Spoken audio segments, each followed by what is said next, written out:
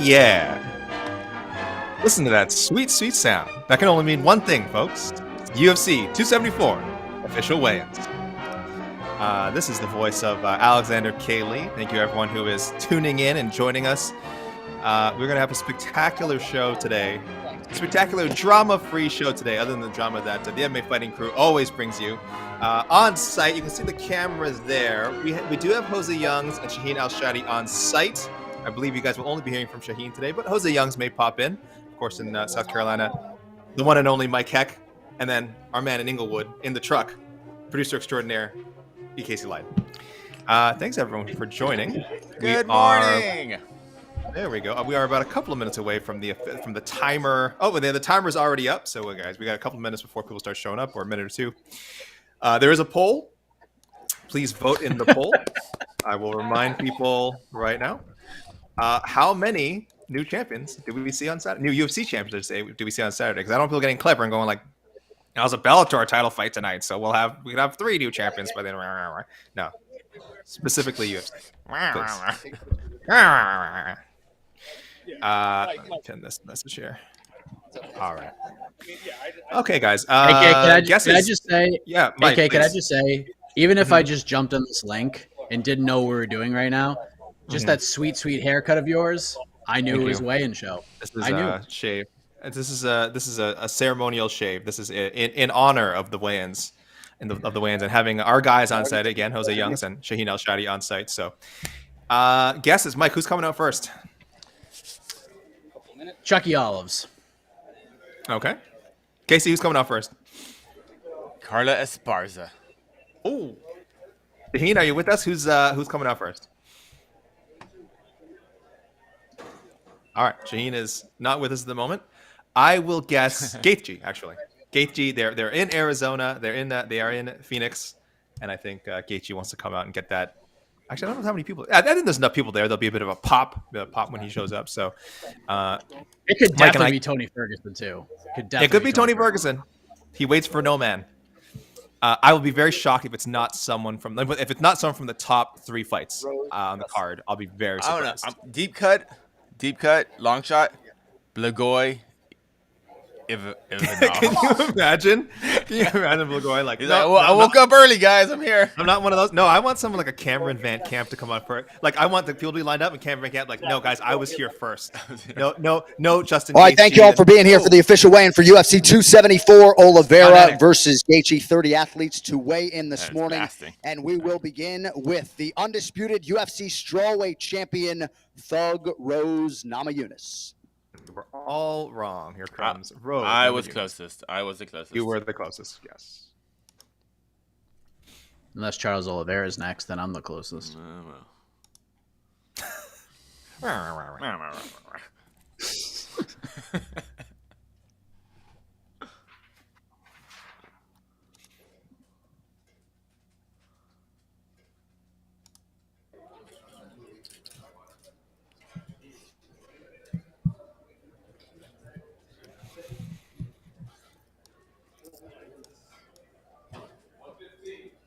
115, the official weight for Rose Namajunas.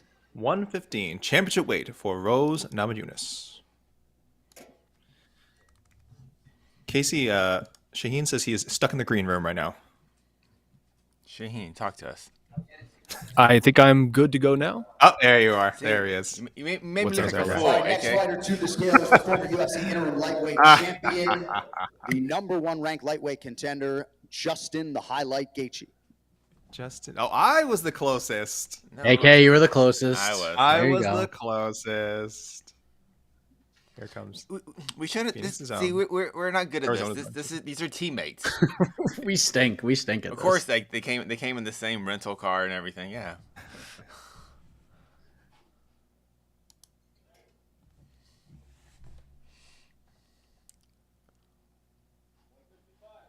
155, the official weight for Justin Gaethje. 155 for the highlight, Justin Gaethje. That's one half of the main event, one half of the co-main events up so far.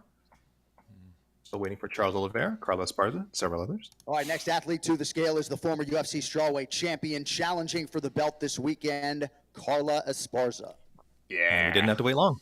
Did not have to wait long. Bronze medalist. I could think Carla was there first, but she was just polite and let the champ go. She is a gentle lady.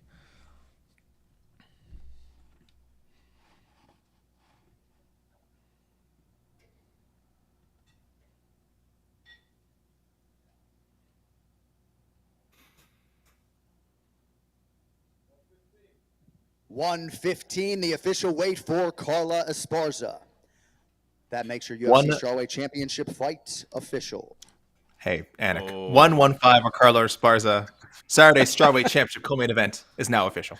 All right, next athlete to the scale competing in a prelim live on ESPN in the UFC's welterweight division, Danny Hot Chocolate Roberts.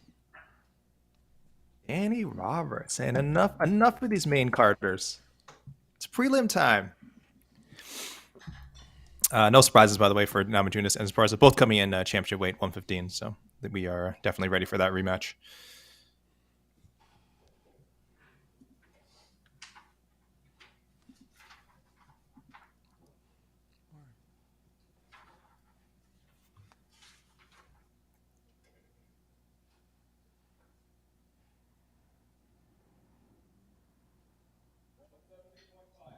$170.5, the official weight for Danny Roberts. 170.5 for Danny Roberts, hot sauce. Waiting for his opponent, Francisco Trinaldo. The ageless one, Masaranduba. Next athlete to weigh in this morning, competing in the UFC's featherweight division, Macy Chiasson. Macy Chiasson coming in, looking to make 145 for a fight with Norman Dumont. Did get tripped up at the scale last time, but that was kind of a weirdly booked fight. So we'll see if. Did she miss weight at featherweight? She missed featherweight by 2.5 pounds. But I think she stepped. I want to say she stepped in on short notice. It was short notice, yeah. To fight Raquel Pennington, yeah. Who was a bantamweight. Mm-hmm.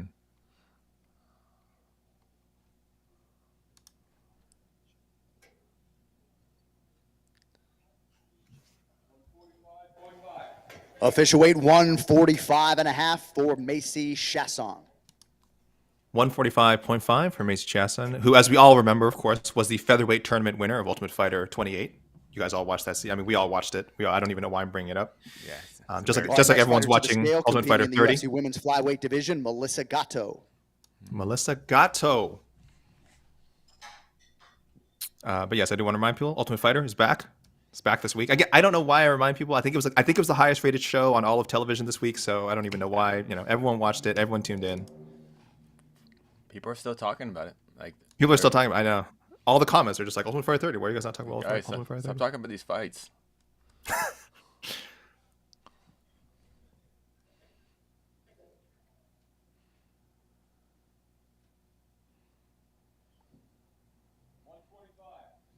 $125 for Melissa Gatto. 125 championship weight for the unbeaten Melissa Gatto. That's a very, very tough test ahead of her with Tracy Cortez on Saturday, but it's quite a statement there. 125. All right, moving on now to the men's bantamweight division as we welcome Fernie Garcia. The debuting Fernie Garcia. With the curtain jerker of the night. I think he should be the first fighter walking out. Yes. Fernie, short for Fernando. That probably didn't need to be explained. Thank you. Okay. This is the kind of information you can only get on the MMA Fighting official weigh-in show. To be fair, I felt like it needed to be explained. Yeah. I appreciate it.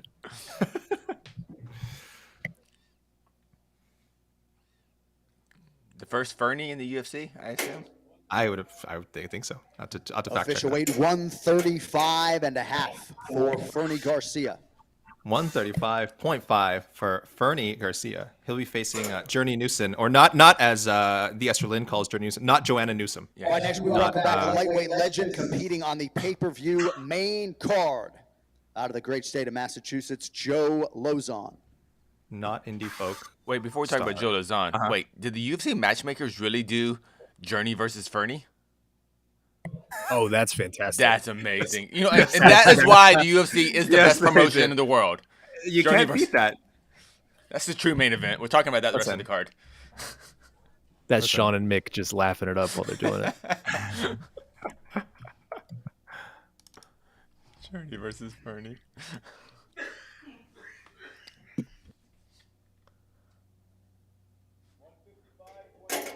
155.5, the official weight for Joe Lauzon.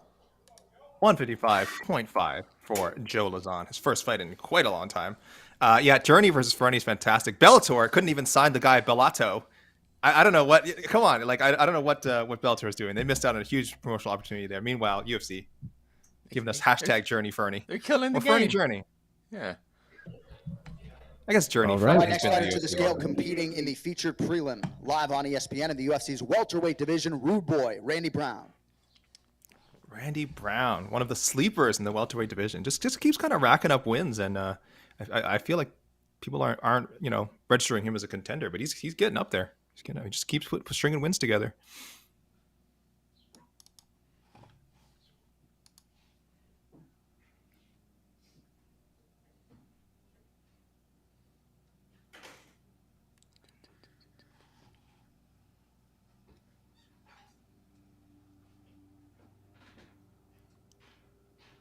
Tense.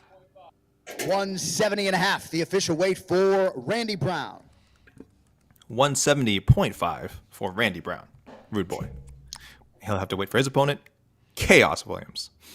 Randy Brown, he's a looking for a fight guy, right? He is and Mickey Gall, and he won the looking for a fight duel. Is the future Hall of Famer competing live on pay-per-view tomorrow night, Donald Cowboy Cerrone. Here comes Cowboy, one of the more emotional media days this week. You guys can find that video on MMAfighting.com, MMA Fighting's YouTube as well. Very emotional, talking about his legacy and what it means for his son to see him fight in front of a crowd for the first time. His son's his son's been there, right? Or not in front of I think in front of. It sounds like he's old, and he's old enough to sort of register. Oh, okay, that's it. Yeah. Sorry, he's had him there as like a baby in front of a crowd before. Baby. Official weight 155.5 for Donald Cerrone. 155.5 for Cowboy. Which means I just have to say, oh look at this. This is adorable. All right, that fight with Joe Lauzon is now official.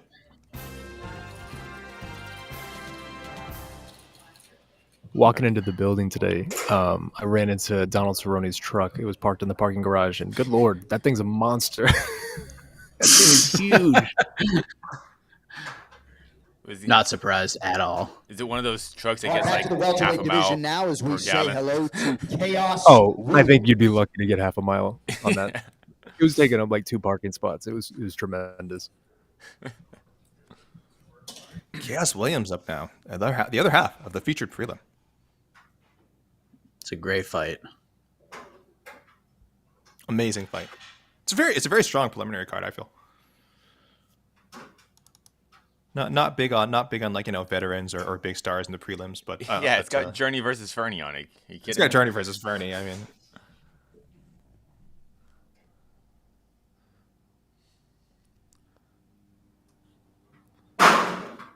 whoa.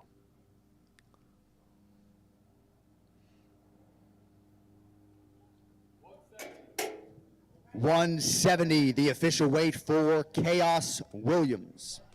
170 championship weight for Khaos Williams. Another good name at 170.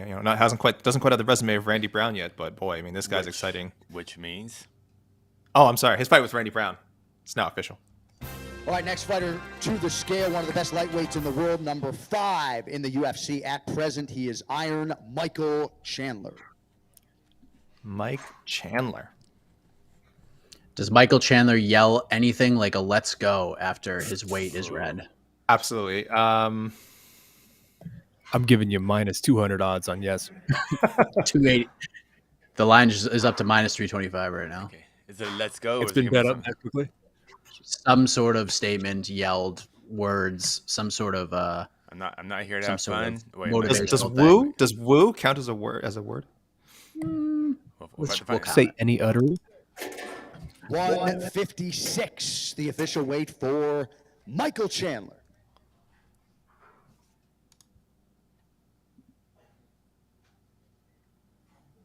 Nothing. Wow. Nothing. There's the stumble. 150. We were all waiting. Stumble on the Anyone- scale. Threw him There's the off. stumble. Oh, betting lines are moving now. Betting lines are moving. Next athlete to the scale, man. competing in the UFC's welterweight division, Andre Fialho. That was The stumble on the 156. scale totally ruined his mojo there. He was going to did. do it. He was going to do it. Yeah, he was gonna say something. Wow. He had a haiku ready. Yeah. Does this The change your book's prediction? just raking in No, money he's already. saving it. He's saving it for the officials. He's got something good ready for the officials. Yeah. Andre Fialho.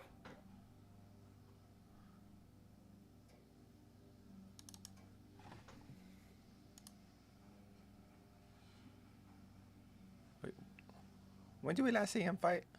A month ago. Yes, I thought. Okay, I think he looks very familiar.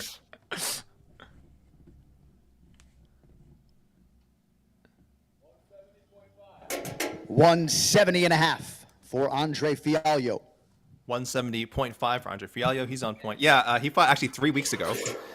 Against, And that was also on somewhat short notice. He replaced Diego Lima, so he had like less than 2 months, and that wasn't short enough apparently. He's like, he knocked out homeboy. What's his name? Baeza. Baeza, Next great scale, knockout. competing in a prelim live on ESPN. He is the 6th ranked flyweight in the world, Brandon Raw Dog Royval. What year is it? Yeah. I want to make things clear. Here comes Brandon Royval. It is Say not it. the year of the Raw Dog. No, it's not. John Anik, bless you.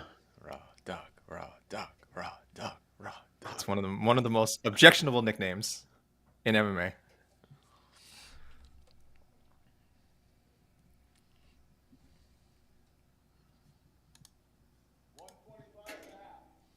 $125.5, the official weight for Brandon Royval. 125.5 for Brandon Royval. No nickname necessary. Waiting for Matt Schnell, who's just Next hoping to athlete get a weigh fight. in the UFC women's strawweight division, Ariane Carnelossi. Here comes Ariane Carnelossi. Matt Schnell was booked to fight Alex Perez 4 times, I think, last year. So hopefully, fingers crossed, Matt Schnell can just get in the cage. Here comes Ariane Carnelossi. Gun show coming up. You guys want to people watching at home, maybe duck your heads because this is one of the best physiques I think in the entire UFC. Okay. Clearly, Arizona is an open carry state. Nice. Nice.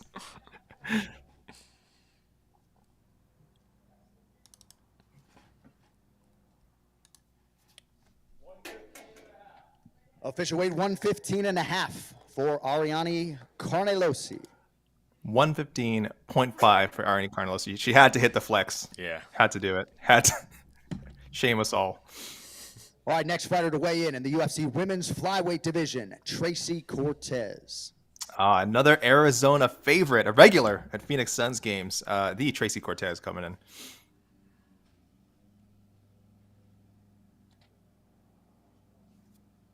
It's been a bit since Tracy Cortez has fought, correct? It has been.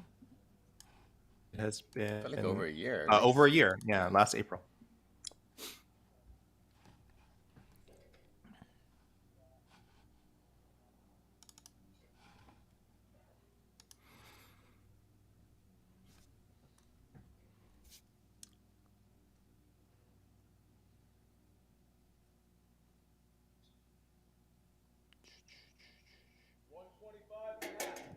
$125.5, the official weight for Tracy Cortez. 125.5 for Tracy Cortez. Her fight with Melissa Gatto is official. Oh yeah. Could be a big moment for Tracy Cortez. She's had difficulty making weight before. Right, She's now on moving point on this to the time. men's flyweight division as we welcome 9th-ranked Matt Danger Schnell. Here he is, Matt Schnell. If Tracy Cortez can get a big win in Phoenix, boy, what a moment that will be. So people keep your eye on that prelim fight for sure. The crowd, if they're not up for the first 3 fights, they are going to be jazzed when Tracy Cortez makes that walk out there. Jazz.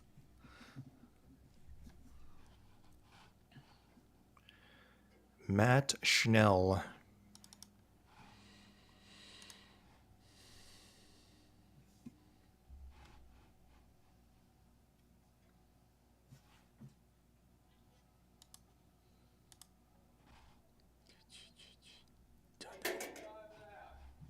125.5, the official weight for Matt Schnell. 125.5 for Matt Schnell. So that fight with Brandon Royval, for now, is official. All right, next fighter is the UFC roster staple competing in the welterweight division, Francisco Masaranduba Trinaldo. Masaranduba coming up. He's been fighting, I think, since like 1981. This guy he's been around. He's been around for a long time. Regarding Schnell Royval, it is official, but as Jose Youngs always says, until they get in the cage and touch gloves and are actually fighting, nothing is official. So fingers crossed, Matt Schnell gets himself a fight, and Brandon Royval as well, of course. But why do you mention that in particular for Schnell? For Matt Schnell? Yeah. Boy, people go to his Tapology again. Yeah. So even his last 4 fights, again, all with Alex Perez, all got canceled. Even before that, if you look at Matt Schnell, the guy had so many fights canceled it's on his end, it's his opponent's end. The guy just has so much trouble stringing together more than one fight a year.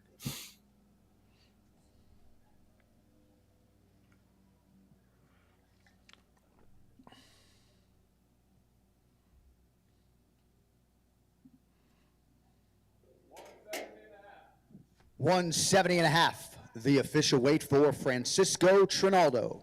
170.5 for Francisco Trinaldo. His opponent, Danny Roberts, weighed the same. That fight is official. By the way, Trinaldo Next fighter to the scale well. competes in the UFC's heavyweight division. He is Marcos Rogerio Peizao de Lima. Trinaldo is 43 years old, and he looks like that. I feel like he's been 43 for about the last 20 years. Like, when he debuted with the UFC, he was 43. Yeah. He was actually 45. He's just going down now. He's Benjamin Buttoning it. Yeah, he's Brazil's Benjamin Button. Peizao. The former light heavyweight who's enjoying heavyweight life. Jeez, some shade from Casey. Hey, he isn't. He looks happy.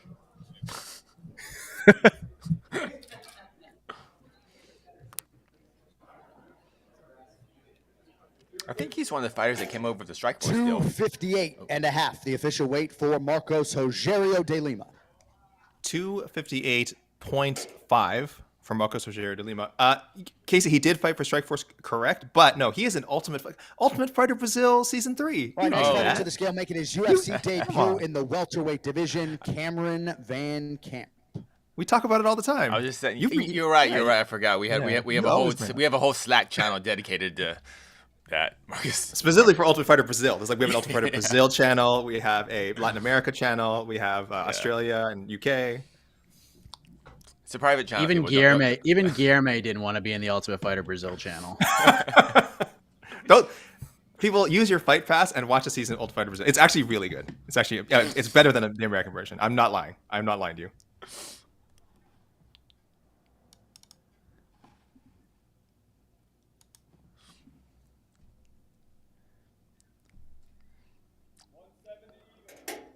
£170, the official weight for Cameron Van Camp. 170, championship weight for the debuting Cameron Van Camp, who has a hell of a fight ahead of him with Andre Fialho. But Van Camp, I'm sorry, that fight is now official. Van Camp has won a lot of regional titles. He's one of those guys who's kind of like, at this point, you got to just call him up. He's ready for the UFC. Next fighter to the scale is the former UFC interim lightweight champion and the mixed martial arts icon, El Cucuy Tony Ferguson. Don't improve the mixing of the martial arts, but it's fine. I understand. It's John Anik's job. Cameron Van Camp sounds like a name that Vince McMahon gives you when he wants to change your persona in WWE. Yeah, or you make when you're like lying trying to get in somewhere and you're like stuttering. Tony Ferguson coming out like fully clothed with sunglasses. Oh, wow. I love those sunglasses. It's like dollar store stuff, but he still makes it look like they cost $20,000. Love it. Just tremendous. Oh no, I was wrong. Those things are money. We're getting a woo. Shaking the scale out here. We're getting a woo, right? We're getting something. He's gonna make up for Chandler's failed. An expletive is coming. Don't disappoint me, Tony. 155.5, the official weight for Tony Ferguson. No, he went with a double point. No, it's all business. This is a business trip, fellas. 155.5 for Tony Ferguson. His fight with Michael Chandler, now official. Just one main card fight to go. That's it. All right, So next we make way for Shogun, another UFC legend, the former UFC light heavyweight champion and UFC Hall of Famer, Mauricio Shogun Rua. Speak of the devil. Here's the man himself, Shogun.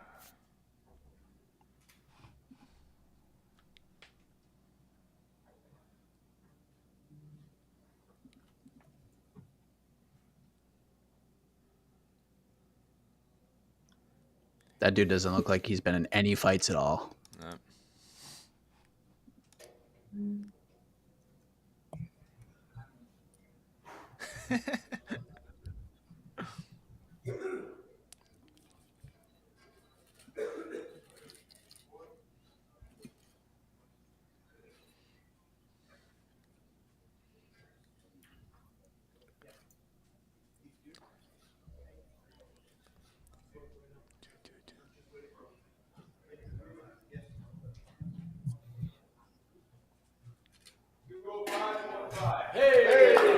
205.5, the official weight for Shogun Rua.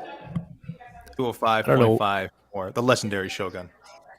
I don't know what it is, but just the idea of Shogun being 40 years old is like really stark reflection of our own mortality to me. Like, it's crazy to me to think this guy is 40 years old. Shaheen, was there any sign of the skateboard down there in Phoenix? It's crazy that like Shogun, like he's now spent way more time in the UFC than he ever did in Pride. Mm-hmm. That's just like, but I feel like we still know him as a Pride fighter. Like kind of like he's that. Is he the last? Wait, who else? Who else do we have left that's actually fought in Pride that's still in the UFC? That's still in the UFC? I don't think anyone. Dude, really? Oh boy, Leonardo. There might be a heavyweight. Leonardo Santos, but I don't think he's really associated with. He fought in Pride, like the very he fight. I'm sorry. He fought in Chuto. I'm sorry. He shot Chuto. Nick Diaz.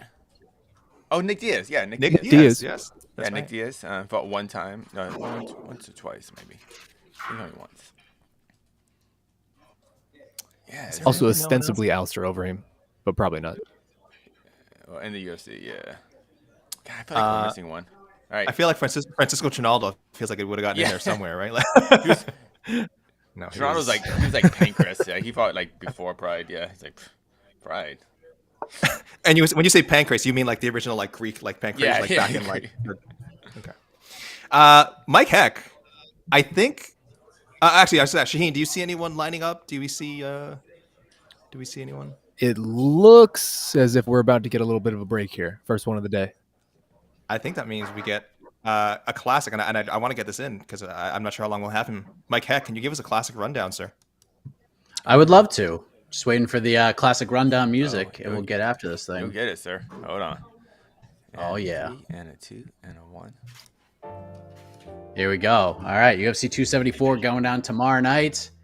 So far, Justin Gaethje weighed in at 155 for his title challenge against the champion Charles Oliveira, who is yet to hit the scale. Namajunas, Carla Esparza, their strawweight title fight is official. They both weighed in at 115 pounds. Michael Chandler weighed in at 156. He takes on Tony Ferguson, who weighed in at 155.5. We just saw Shogun Rua weighing at 205.5, still waiting on OSP Ovince Saint Preux. Donald Cerrone and Joe Lauzon, their main card openers official, both weighing in at 155.5. The featured prelim on ESPN, Randy Brown versus Khaos Williams. Both men made weight. Randy Brown 170.5. Khaos made championship weight. Francisco Trinaldo 170.5 takes on Danny Roberts, who weighed in 170.5 as well. Macy Chiasson weighed in at 145.5, still waiting the arrival of Norma Dumont.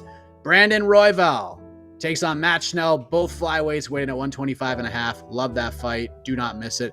Still waiting on Blagoy Ivanov. He takes on Marcos Rogerio de Lima, who weighed in at 258.5. Andre Fialho, weighed in at 170.5, takes on Cameron Van Camp, making his UFC debut, weighed in at 170. Tracy Cortez takes on Melissa Gatto.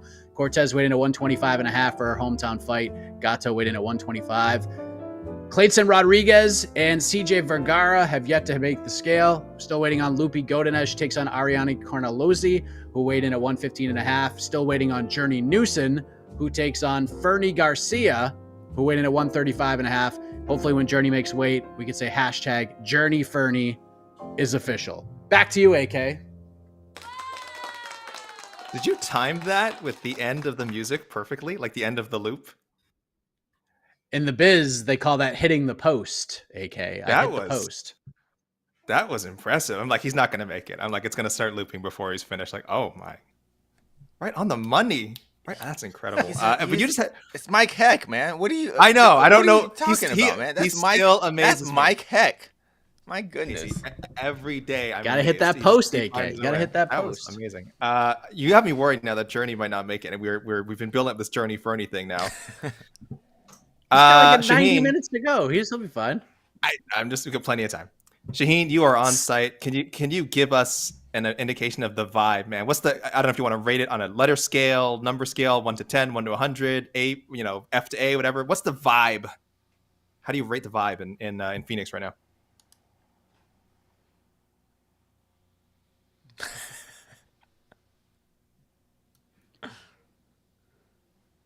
Yeah. Stoic. Hello. It's a stoic vibe, AK, as you can tell. Great. He does. We don't need words for this. We just know. Great. Guys, I haven't been watching all the media days. I'll be honest. Like I said, I watched some of the Cerrone. Of course, I saw some of the absolutely amazing quotes. Joe Lauzon with maybe the quote of the week. His description of Justin Gaethje, the man he's the kind of guy who will light himself on fire just to burn you. Yeah, pretty amazing. Let me give a look at the polls here. As I mentioned, Gaethje.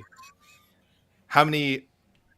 I didn't see I'm not looking at the comments. I'm sorry. How many UFC champions do we see on Saturday? Right now, leading 42%, one. So people pretty confident one person can lose it. I have a feeling, I could be wrong, guys. Say in the comments who you're thinking of. That more people are thinking Gaethje over Oliveira as opposed to Esparza over Namajunas. Maybe I'm wrong. Maybe it's even. Maybe more people saying Esparza.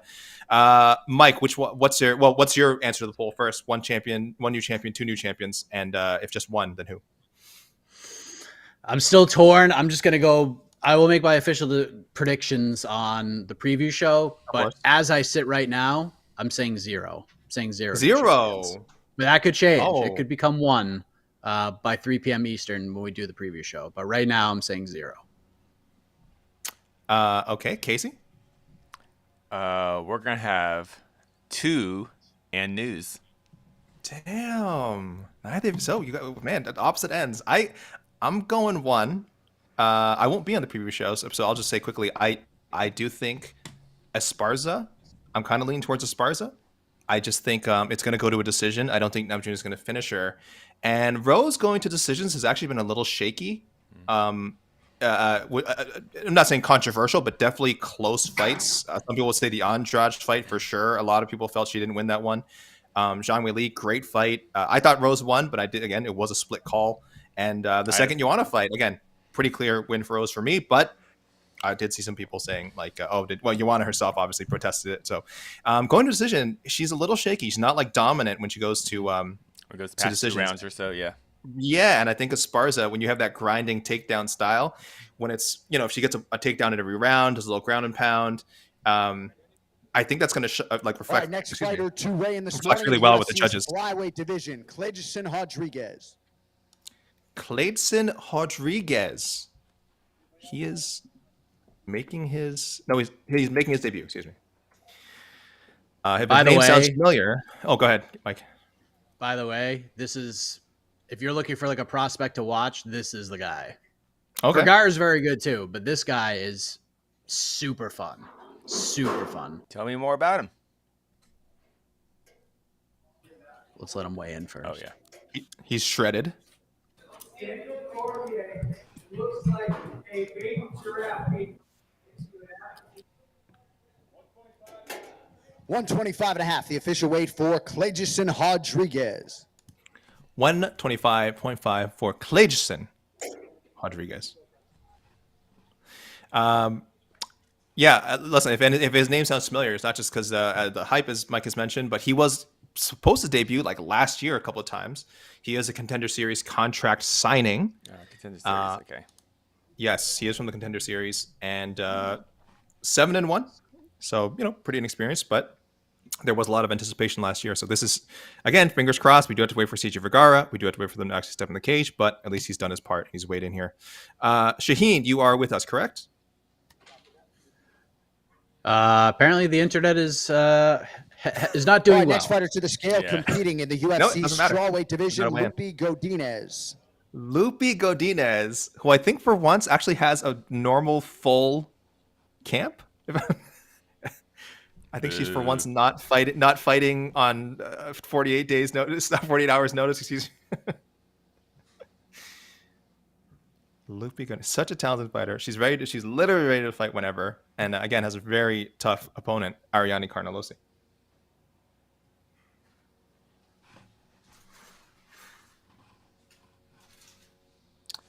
What was Lupi's last fight?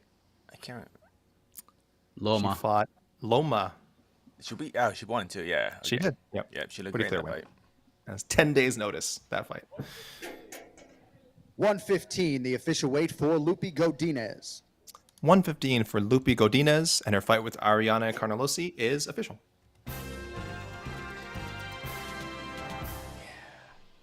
Casey, I think Shaheen needs to be let in again.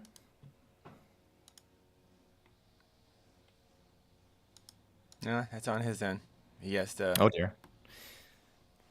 We'll get Shaheen in there in a second.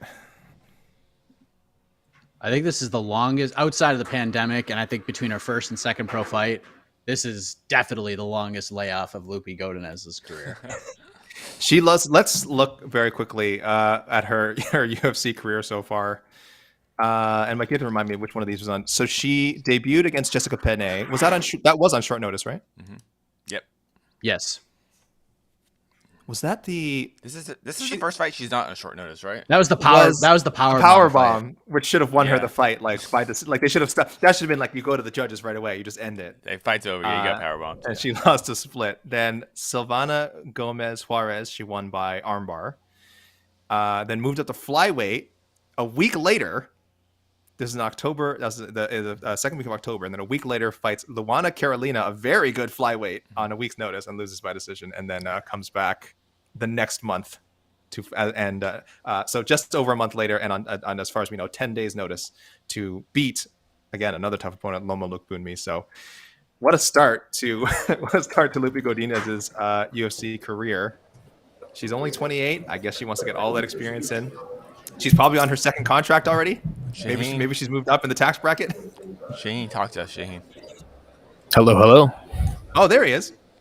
All right, let's go. Okay, Shane, I was asking before. Can you give us a vibe check, whether you want to rate of the excitement around this event in Phoenix, whether it's like out of 10, out of 100, letter grade, however you want to do it. What's the gymnastic score of the vibe? Gymnastic score. What's the vibe in Phoenix?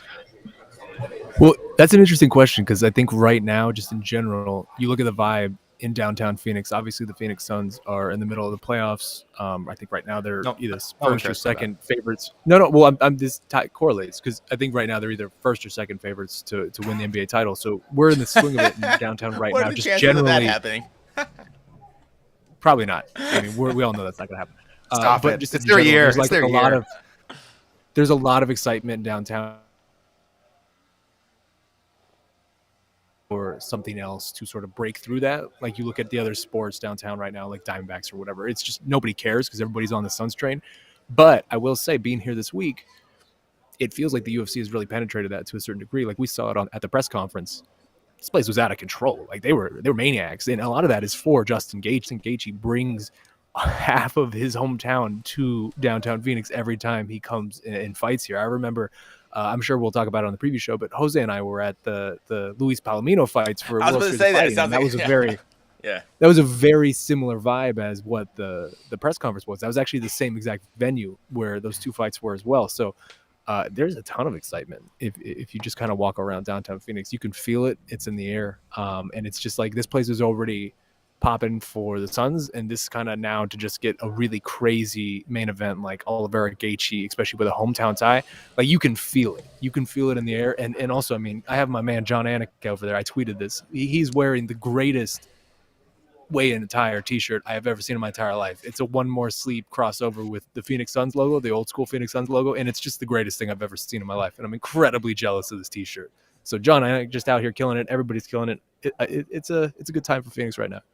Is this on Twitter? Is there a picture of this I can see? Did he tweet it? Have you tweeted this? I kind of want to see this. I tweeted it out because I am genuinely jealous of this T-shirt.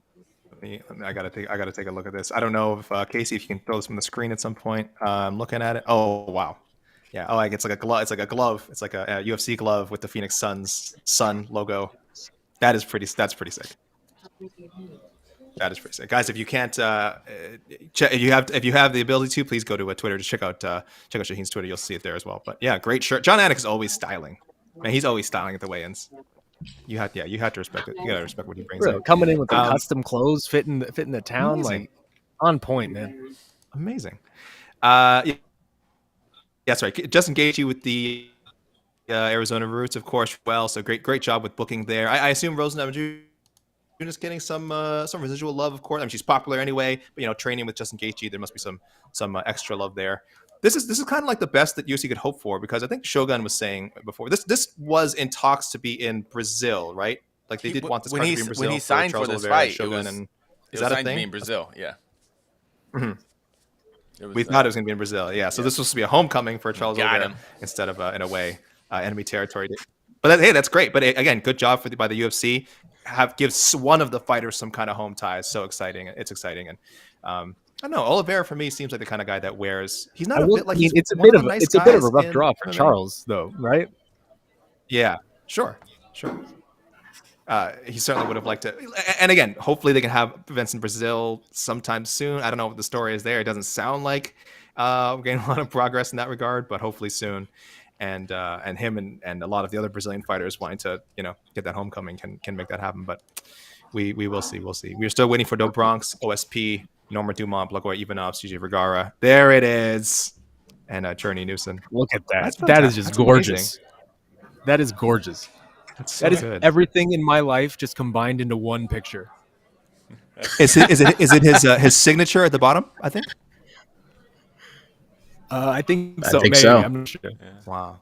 So this really is like one of a kind. I don't think you can. I assume this is custom one of one. No, I think you could buy them. Oh, you can buy these. Oh, okay. I think you can buy them at the UFC merch stand, something like that. No, I think through his show, his podcast, they have like a little merch link. So I think you can buy it through that. John Addict's a smart man. Yeah, I'm gonna look up that link ASAP after this. Just ask John to send you one. You're Arizona's favorite son. Come on, you shouldn't have to go to a link. Shaheen Al-Shadi shouldn't, and Jose Young shouldn't have to go to a link to get this shirt. The shirt should be sent to them. Well, let's make that happen. Hopefully, hey, UFC, if you guys are listening, come on, take care of our boys, please. Guys, speaking of the year of the Raw Dog, yeah, I know you. Okay, well, no one the Raw Dog. No one was doing that.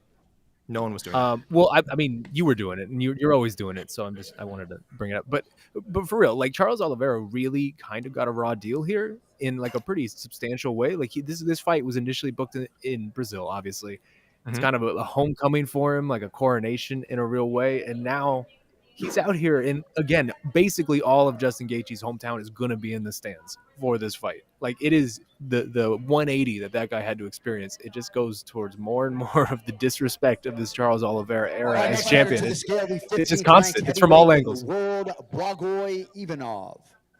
Oh, hey, look, wait, we have our one heavyweight fight could be in early. Here comes Blagoy, former World Series of Fighting / PFL before it was really the PFL champion. Blagoy Ivanov. Yeah, totally. It really is unfortunate for Charles Oliveira, but he seems to do. Look, it's working out for him, fighting with his back against the wall. Maybe that should never change, right? Maybe he never wants to be the A side, even though he is the A side of this fight. Not in Phoenix. Yeah. Not.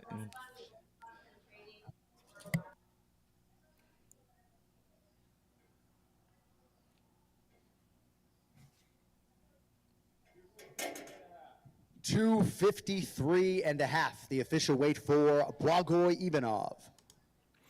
253.5 for Blagoy Ivanov, 5 pounds lighter than Marcos Rogerio de Lima, but that fight is official.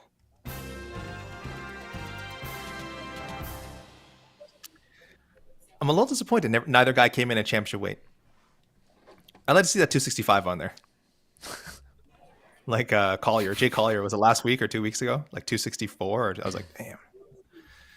Like that's how it's done. But yeah, Charles Oliveira being the he's not underdog. He is favored. I'm not mistaken, right, Mike? He is favored. Oliveira? Which is surprising, right? Like this is the first time he's been favored in a fight, in like a high level fight in a long time, I would imagine. And yet it's maybe Tony. I don't understand like everyone's saying the Charles Oliveira disrespect. Where is he getting this disrespect? He's favored. From Gaethje. I mean, you're hearing it all week from Justin about just again, this guy quits, this guy breaks. Like we can't escape this. But he does. But he said he quit, but he's a better fighter now. He said that yesterday in the press conference. He quit and he's going to quit again. Like it's a consistent theme with everybody. Justin Gaethje, isn't that his game plan to make you quit? Isn't that every fighter's game plan? That's what I'm saying. So I don't get the news. It's like he's emphasized. Well, Casey, you know how we are in the clickbait media. We hear that, and that's what we pounce on. We hear that juicy quote with him saying, "Once a coward, always a coward." Throw that in the headline. You know who used to get that? Like Rose used to get that too. Yeah, Rose is a quitter. Yeah. To a certain degree, yeah. But I mean, you're asking where the disrespect is coming. I mean, last fight, he was coming into the Dustin Poirier fight. He wasn't even the #1 ranked lightweight on our own website. Which he shouldn't have been. He shouldn't have been. That was a paper championship. We all know that. Yeah. I agree. Yeah. I agree. But I would imagine that's a very disrespectful thing on his side to feel of like, I'm the UFC champion coming in here against this guy, and I'm still not even being considered the best fighter in this matchup. And then he comes in here and he has to go to his opponent's hometown, his challenger's hometown. Like that's a level of disrespect, however you want to paint it. Like the champion having to go to Arizona to fight the Arizona guy who's like incredibly popular in Arizona. I don't know. So it's the UFC. It's the UFC disrespecting Oliveira, not the fans. It's the UFC that chose not to take it to Brazil. They have events in Brazil. They could. Well, they could. They can't go to Brazil. Why not? Yeah, that's why. But why not? Because of the pandemic. Because of the pandemic and all that stuff, they couldn't travel there. It was too risky. They don't want to travel there. They can. They don't want to. They were planning on going. Yeah. We reported 3 fights that were supposed to be in Brazil. That was the expectation, and then they had to pivot because there's no travel really.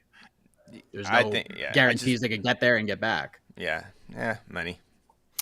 Regarding the disrespect thing, Casey, imagine you're Charles Oliveira. Okie. And you're let me do a little acting. If I'm Charles Oliveira, I don't shave my mustache off.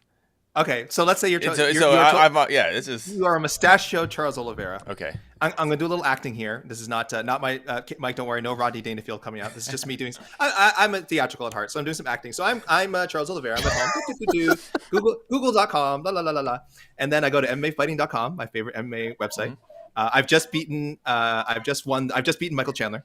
I've got the undisputed UFC title around my waist. I'm going to MMAfighting.com to read some of my favorite writers, including Guilherme Cruz, the best Brazilian writer in the business.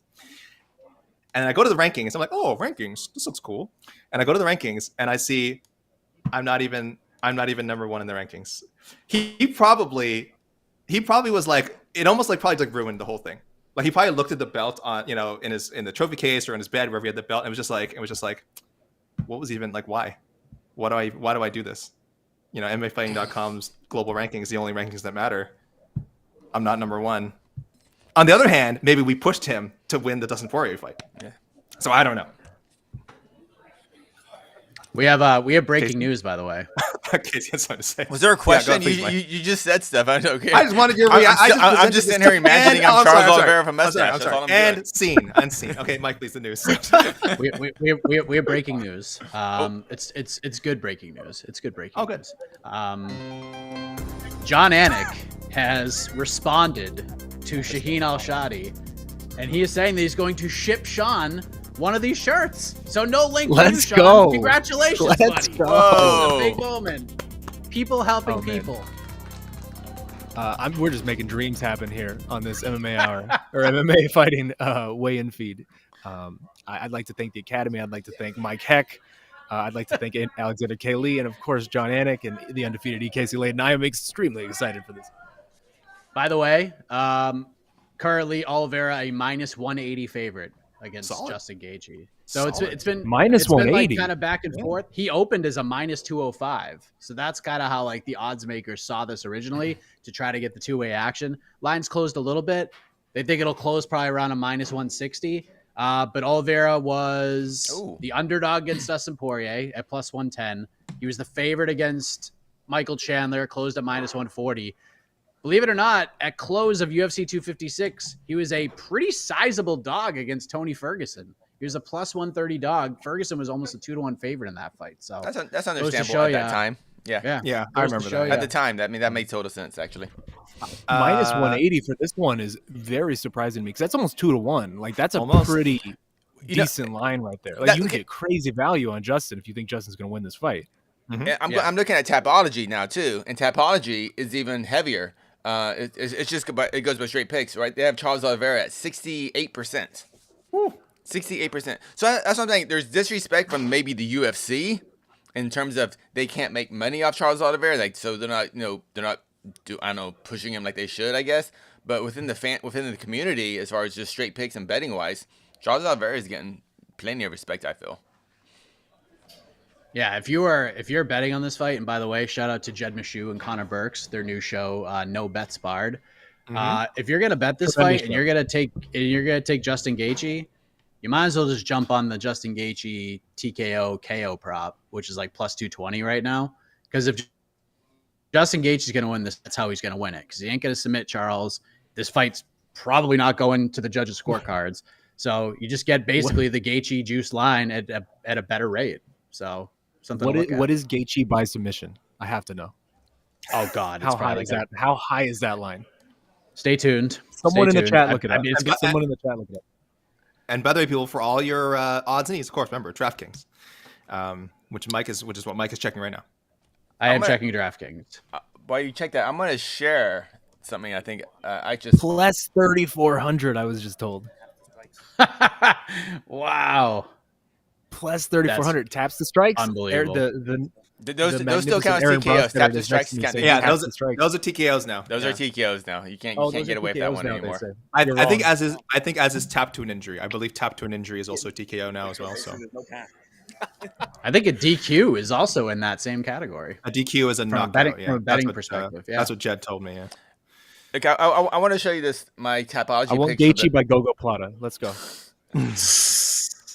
Casey, your picks are already ready? No. This is my history of my Charles Oliveira picks. Oh, okay. Because people think I disrespect Charles Oliveira. I've actually been one of the highest fans of Charles Oliveira. People think that for years. Is that a thing? People think that you disrespect Charles Oliveira? Who are these people? Well, because I think Gaethje's going to run through him. That's why. Okay. So they think. But Gaethje, always disrespect. Yeah. But look at this. These are my last 14 picks for Charles Oliveira. So you did pick against him the last two fights, but before that, you're on quite the Charles Oliveira run. Yep, did very well. Wow. So, but and I don't regret the Michael Chandler pick because he got Dustin. That was good. That was great on him. But I'll be amazed. Who did he submit second round UFC on the one you got perfect? Does anyone know? UFC on ESPN +2, February 2nd, 2019. Jose Youngs is somewhere off camera screaming the answer right now. UFC on the... Is it Nick Lentz? No. Was it? Could have been. I wouldn't. Honestly, my memory just looking at event names is useless. Yeah. Couldn't tell you. Which one is it? Yeah, there you go. Oh, I could find it right now. Oh, David Timur. That's what it was. Where are the Timur brothers, by the way? I should find that out. One of the Timur brothers has been released, I think. Yeah. I think one of those, but neither of them but neither of them has fought since forever. Since I think before the pandemic started, and I don't know if because of the pandemic they just have been focusing on training and not trying to get out of the country. But I mean, we're pretty, most fighters are pretty getting back into it now. So let's track those guys down. The reason I really like Charles Oliveira because I think he's one of those guys a lot like RDA. He took bad losses early in his UFC run, and a lot of these guys take bad losses outside the UFC, so we maybe just don't see them, but we kind of saw it. So we just kind of, once people lose, you go, oh, they're done forever. But we gotta remember Charles Oliveira. What was he like? He signed to the UFC when he was like 20 or something like that. Yeah, very young. Money. Super young. He's just now getting. I would say he's at 32. He's probably in his prime right now. And it just took him a while. And I'm kind of amazed that he somehow stuck it out in the sense that you can't. It's a weird balance in the UFC. You can't, if you win too many times, and then all of a sudden you lose, you're like kind of Junior Dos Santos, where they'll just get rid of you. But since he never got to the top, he never kind of hit the top and went back down. Because like in MMA, where like once you're at this level, you can't go back. You just suck. Like, especially in the UFC. Once you're at the top, they're not going to build you back up once you stumble. Yeah, if you get to the top and too quickly, you have to remain there. Otherwise, you're kind of a failure. Like I think of Cody Garbrandt like this. Like he kind of got to the top too quick, so we kind of can't accept that. Oh, maybe he's just a good bantamweight, not the best bantamweight. So Charles Oliveira kind of did it the right way, and he had that whole weird featherweight thing, which was just. I'm gonna say, let's not forget he was bouncing around 2 weight classes, and he wasn't making featherweight comfortably. He missed featherweight like 3 times. So this is a guy who I was insistent that he was a featherweight, and I understand why he would have had a huge size advantage, but he was messing around with a weight cut, which wasn't probably even when he made it wasn't good for him. Yeah. So he was doing that, and then he finally realized, okay, well, let's try 155. It's a bit easier. And again, he just keeps winning and winning and winning, so had no reason to try and drop back down. He still occasionally says in interviews, like, yeah, I feel like I can go back to 145. And maybe he can now. Maybe he's at a point in his career where he's got that discipline and can diet and do it right. But I hope he never does. I think we all see 155 clearly what he's capable of.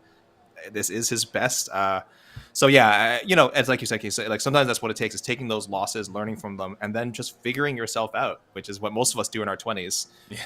When we're not getting punched in the face and someone's trying to tear our heads off and things like that. So yeah, Anik was telling me the story about Oliveira, because there's still that, for some reason, and even Gaethje has brought it up a couple times about the narrative that he has no heart, he's a quote-unquote quitter, whatever, all that stuff that I feel like should be gone by this point. But Anik was telling me that when Oliveira made his debut at the age of 20, you have to fill out for the fighter interviews, you have to fill out these things, especially if you're a newcomer, so that the commentators and everybody around get to know you. So under fighter attributes, Charles Oliveira wrote one word: heart. That's it. He just wrote heart. And now he's got this, he came into the UFC thing, that was his best attribute, was his heart. And now all of that is being questioned and continues to be questioned for some reason after showing so much of it in his last 2 fights. It's bizarre. It's crazy. And I just thought that was a really interesting parallel to this fight, that in his UFC debut, that was the one attribute he put down, was that he had heart. I'm kind of confused. Where did this come from? Where did this whole he quits? I don't get that. Because he's lost fights. If you lose fights, you're a quitter, Casey. Don't you know that? Justin Gaethje has been knocked out, so he quit. He had that match in the career where he was kind of bouncing between the weight classes. He had that weird fight with Max, right? Where he had an injury during the fight at the time. Will cause. Yeah, but it was a weird one where nobody could really tell what it was. Did his back go out? He was just bouncing around between 2 weight classes. Yeah. I think it was that or a shoulder. Oh, it was neck. His neck. Yeah. I think he basically got a bad stinger during the fight. Yeah, it's under Wikipedia as an esophagus injury. So Oh yeah. It was just weird. Oh, he got punched in the throat or something. Yeah. I think he was losing that fight anyway. And but at that point, it wasn't. The fight only went a minute and a half. It was only 90 seconds. It was 90 seconds into the fight. Yeah. But at that point, he loses 4 of 6, and I think that's sort of where it came from. But then also he hasn't lost since that, so Yeah. It's very odd. It's just odd. Last thing I want to ask about the odds. One thing. Go ahead, Shane. Yeah, just real quick. One thing that I think Charles is low key working on that isn't really being discussed, or I guess even I didn't even think about it until I was just looking at it. But we talked about how crazy his last 2 fights are, right? Really disproving a lot of the narratives around him, this heart, all of this. Chandler, Poirier, both were insane fights. He's fighting Justin Gaethje on Saturday. So we can kind of pencil that in for another very insane fight. At that point, Charles might be working on the most entertaining UFC title reign of all time. Robbie Lawler has that belt right now, but if Gaethje is an all-time classic, we're in a discussion all of a sudden about whether Charles is sort of in that range. Just is thoughts. Yeah.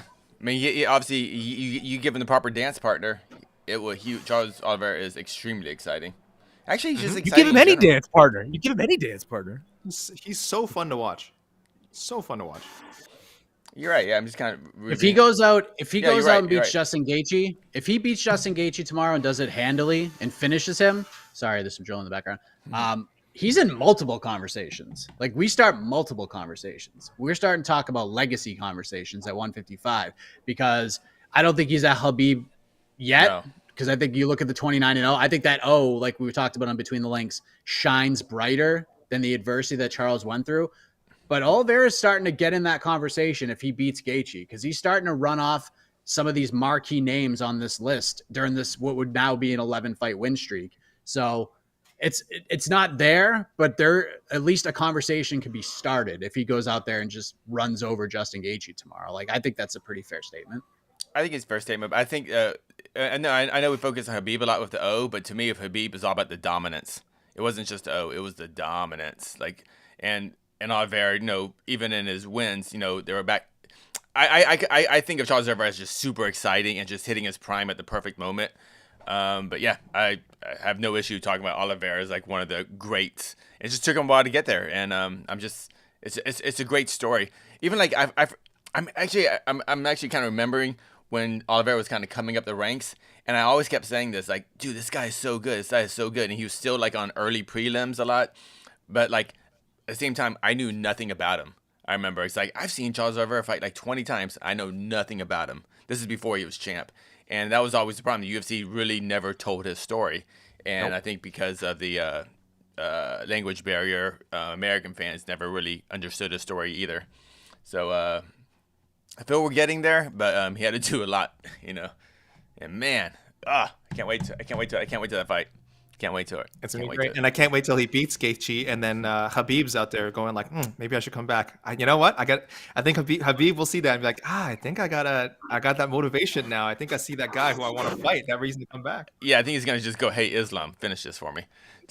Gentlemen, it has been real. I got to go. Bellator's going to kick off, so my job is shifted. All right. So enjoy. Thank you all. Enjoy the rest of the show, everyone. Enjoy the belater. Aw. Showtime MMA about to start.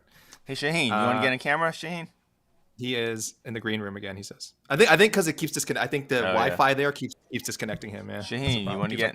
Can you guys hear me? Yeah. Do you want to get on here? You are back, sir. Yeah, if we can. Oh, I don't know. Can we get your face on there, Shaheen? You want to see your face? I think the internet here is way too rough. Okay, that's fine. I think Jose's next to me, just like losing his mind right now. Jose doing an amazing job, by the way, as always, getting us the footage, getting us the weigh-ins. Everyone, please shout Jay's in the chat for Jose, please. Jay's in the chat for Jose. The dude holds that S down on site. All right, Shane, you're just this black void right now. I'm just gonna have you. Ooh, that is intimidating. Yeah. I like that I'm just one name too. I don't even get a last name. Yeah, you're Shane. That you're like Madonna. In my town. I'm the prince of this town, right? There you go. Yeah. I see someone asking why is Belater on at 1 p.m. It's in France. It's in France, right? Yeah. It is in Paris. So it is in a different time zone, people. But it is live. It is not tape delay. Thank goodness. I think that era of Bellator is over. Excuse me, because it is now Showtime MMA.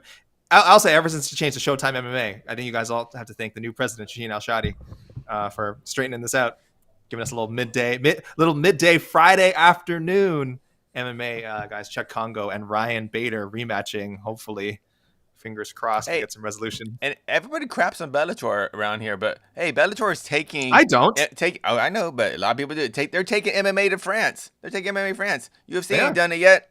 Still hasn't done it. Has two great French heavyweights with French roots, and cannot get a card there. So yeah, rep. There you go. I see a lot of Jays in the chat. Thank you guys. Very respectful for Jose. He's holding it down. Let me just say also too before we change the subject. Sure. Gotten a lot of good feedback on the Showtime MMA change. Maybe something they should think about. Well, it's all right. I don't care about the name. Get rid of the god dang circle cage. Hey, that was part of the proposal. Thank you. That was in there. Listen. So before Mike left, I was going to ask him, does he know off the top of his head who is the biggest favorite? I'm sure he did. I did not. So I will ask you guys. You might already know. I'm going to ask you guys. Who do you think is the biggest betting favorite On this card? on this card? Ooh. That is a good question. Ooh. It's this is really good matchmaking. We should say, but again, credit to the matchmakers. I think they have Biggest some really favorite. good matchups in this card. Yeah, biggest favorite. Yeah, biggest favorite. Not biggest underdog. I would say, is it Fiallo? Hold on, let me check. I'm lining up some options here. Yeah, maybe. I don't see odds for that. It's got to be Fiallo, right? You know why? Because He just fought. He's fighting a newcomer. Hold on. Let me go to our. I'm sorry. I'm a fool. I'm not using #1 online betting site in. I would say the either sport. Fiallo or Chandler. One of those two. I think it's Royval. I don't know actually. What do we got here? How do I? There. Sorry guys, I did not have this ready before I asked. It was very foolish of good me. job. Yeah, come on, AK. I was just asking. I didn't actually have an answer. completely unprepared. Okay. Sorry. I just looked it up. I was right. Gene, what is your official guess? I said either Fiallo or Chandler, and it looks like they're both 4-1. Okay, I need you to pick one. Oh, you're already checking. Well, according to I already looked at it. Yeah. I was gonna pick Royval. I was gonna say I thought Kleydson, but I guess he's not well known enough. He is up there. Let's see. So Kleydson -350. Yeah, so way up there. That's huge for a UFC newcomer. Oh, I guess they're both UFC. Oh no. CG Vergara's fought one fight, I think. Andre Fiallo, yes. Right now, Andre Fiallo is the biggest, -410. And Chandler, I think, was the biggest before. It looks like some money's come in on Ferguson. I think people have liked what they've seen from Ferguson this week. You know, I think when the matchup was, it's only shifted a little bit. Percentage picks. I didn't mean to make it that. I got. It's only shifted a little bit. Like the line movement on the Chandler Ferguson fight is pretty wild. Mike opened as a -155, and that thing has just skyrocketed up to almost 4-1. Like people just do not believe in Tony Ferguson, and it's understandable, right? Oh my goodness. Yeah, it is. I thought people would have liked what they saw from him in this. I thought his behavior, this press. Actually, no, he's talked a lot about like business and how much he hates the UFC, which normally isn't a great sign. But I can't shrink this down. Shoot, sorry. Anyway, so Casey's right now is throwing up, guys. That's the topology. That is just picks. That is who people think will win, and so it looked actually, like the biggest favorite, according to just straight picks. Brandon Royval. Yeah, actually, 92%. 92%. Yeah. Let me ask you guys something. 4%. Let me ask you guys something, because I think this sport has become so. Everything is very similar to everything else, right? Like the uniforms, there's the everything is very, it's very hard to be individual. It's very hard to be unique in MMA. Right. I think Justin Gaethje is one of the few fighters who has really been able to build somewhat of a brand for himself just based on his fights alone, and that's because he's just such a maniac.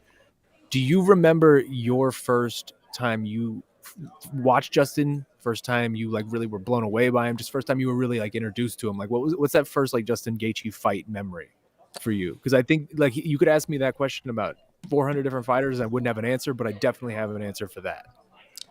For me, it was I don't know his opponent. I can't remember if it was Palomino or I know he has another couple great opponents in the World Series, but it was definitely one of his World Series main. I think it was the fight that was in that venue, that in the Phoenix, the way they had the weigh-ins. I think that was the card that was like, holy crap. Yeah, Justin Gaethje is freaking crazy, and yeah, it was that World Series of Fighting card where I really remember him, and you just knew how good he was. They were both in Phoenix. Both Palomino fights were in Phoenix, so it could have been the first or second one. I think for me, it was the second one. It's probably the first time mainly because people had told me how crazy the first fight was, and then I think at that point I just hadn't been paying attention. So I'm like, okay, well I got to check out the second one, and then I was like, okay. However, I'm also one of those people who's like, everyone outside the UFC sucks. So I was like, yeah, he's exciting. Yeah, he beat Luis Palomino. Could he? I don't really think he's gonna cut it in the UFC. And then the Michael Johnson fight happened, and I was like, this guy will never, ever lose a fight in his life. We're like, Michael Johnson. He lost to 30 other guys. Yeah.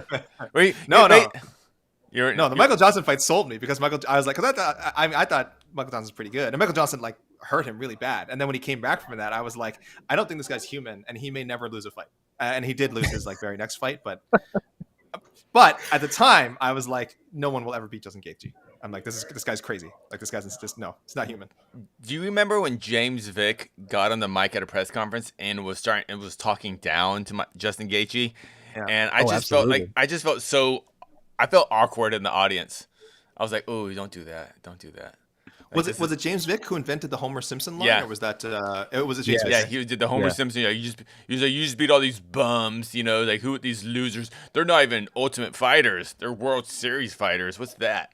It's like he was just like, oh, I remember that. You're like, James Vick, you just signed your death certificate, man.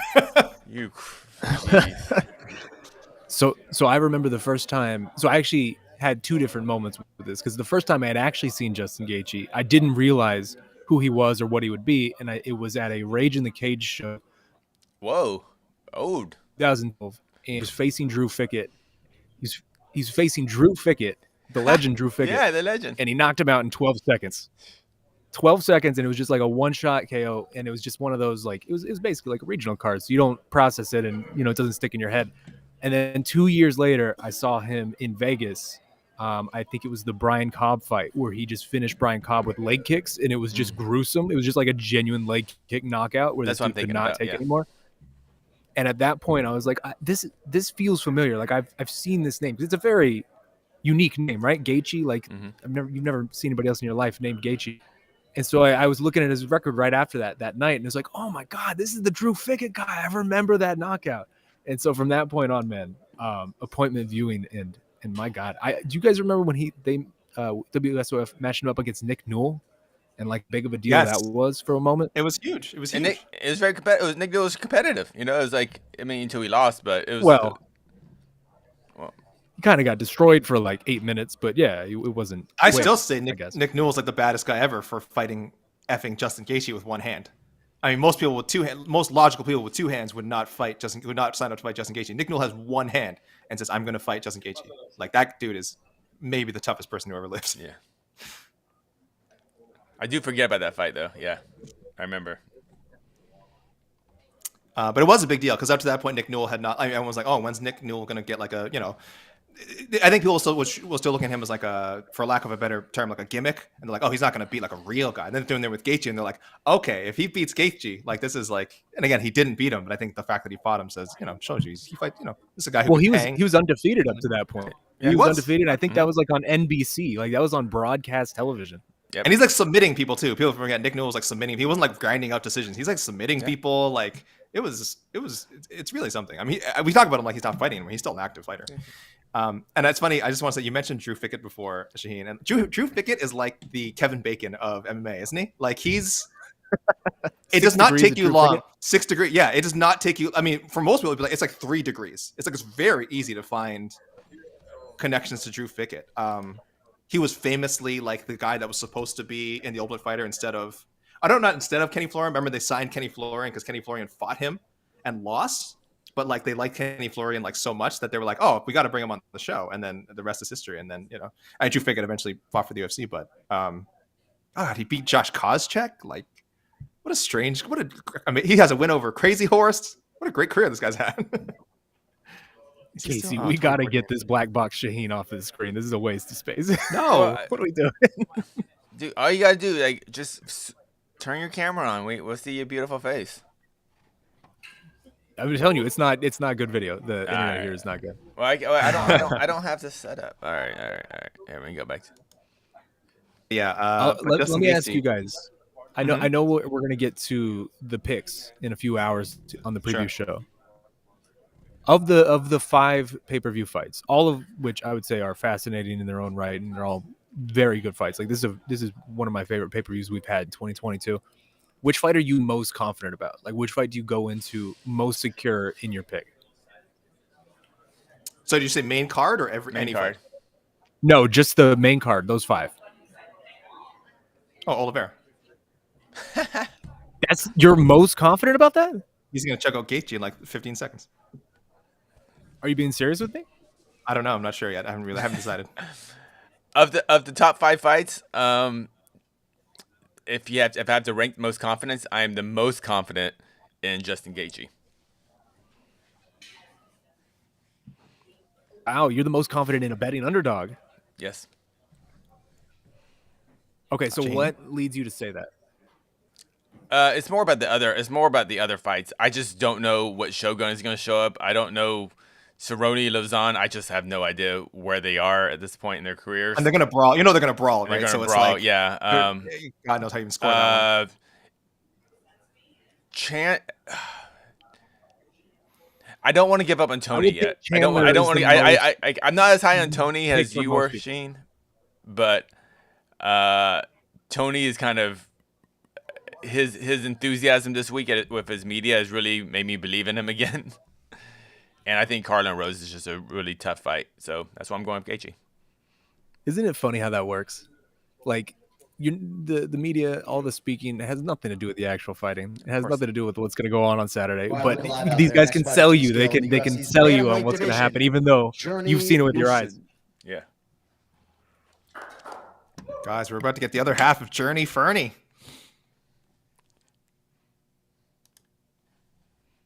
Plenty of time left. 45, just over 45 minutes left to weigh in, so plenty of time, guys. No need for anyone to worry. No stress. Dude. Not speculating over anything. Charles Oliveira's not here yet. I just realized that. Oh, someone's asked me for a GSP impression. Let me. I'll do that later. I will do that later.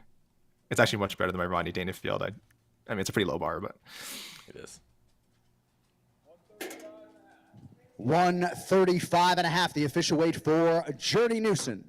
135.5. Fernie Garcia also came in 135.5. So hashtag Journey Fernie is official. You love to see it. All right, and we're good for the weigh-ins. Thanks for watching. If I was a UFC matchmaker, I would low key be doing weird, sneaky stuff like a Journey Fernie matchup, just to amuse myself. You got 700 fighters on the roster. You got to entertain yourself somehow. I'll tell you something. If you were the actual, well, actually, no. The thing is, if you were the actual president of Showtime MMA, you wouldn't sign the Bellato guy because it wouldn't make sense anymore. There you go. It's a reminder of that. Yeah. We don't need to be reminded of. So Shaheen, that's what you're losing. I just want to remind you that is what you're losing. Is you? I'm willing to make that trade off. Okay. AK. Well, what fight are you most confident about? Same question that I asked Casey. I've been so high on the Oliveira train. Look, listen, I have to say Oliveira because to be consistent with I said he was going to beat Chandler. I said he was going to beat Chandler. I was very confident he was going to beat Poirier. I've had him as my number one lightweight for a long time. I said I would like to see him fight Khabib. I remember it was a while ago before Khabib had retired. I was like, man, I hope that fight happens someday. And then Khabib retired very shortly after. And I still think, and I've painted this narrative on like a BTL or one of our shows, probably multiple shows. I've said this a bunch of times. If he goes on a streak, Khabib will come back to fight him. If he goes on a streak, Khabib will come back to fight him. That is I have called that, and I have to stand by it, and that is why and I think that will happen. So that's why I have to say my most confident pick is the main event. I have to. Of this whole card, of like the 5-fight pay-per-view card, you guys are most confident about the same fight but opposing fighters. That is interesting. Mm-hmm. Correct. That's how you know it's a good card when it's matched up that well. Yeah, it is, and top to bottom, like not just the main card. We said most of the matchups too in the prelims. Like I know Royval is a crazy favorite over Schnell, but I mean Schnell's really good. And I think that's just how high people think of the Raw Dog. Oh, I can't believe I just said it, but see, you're coming around. I knew it. Now. It is easy to say.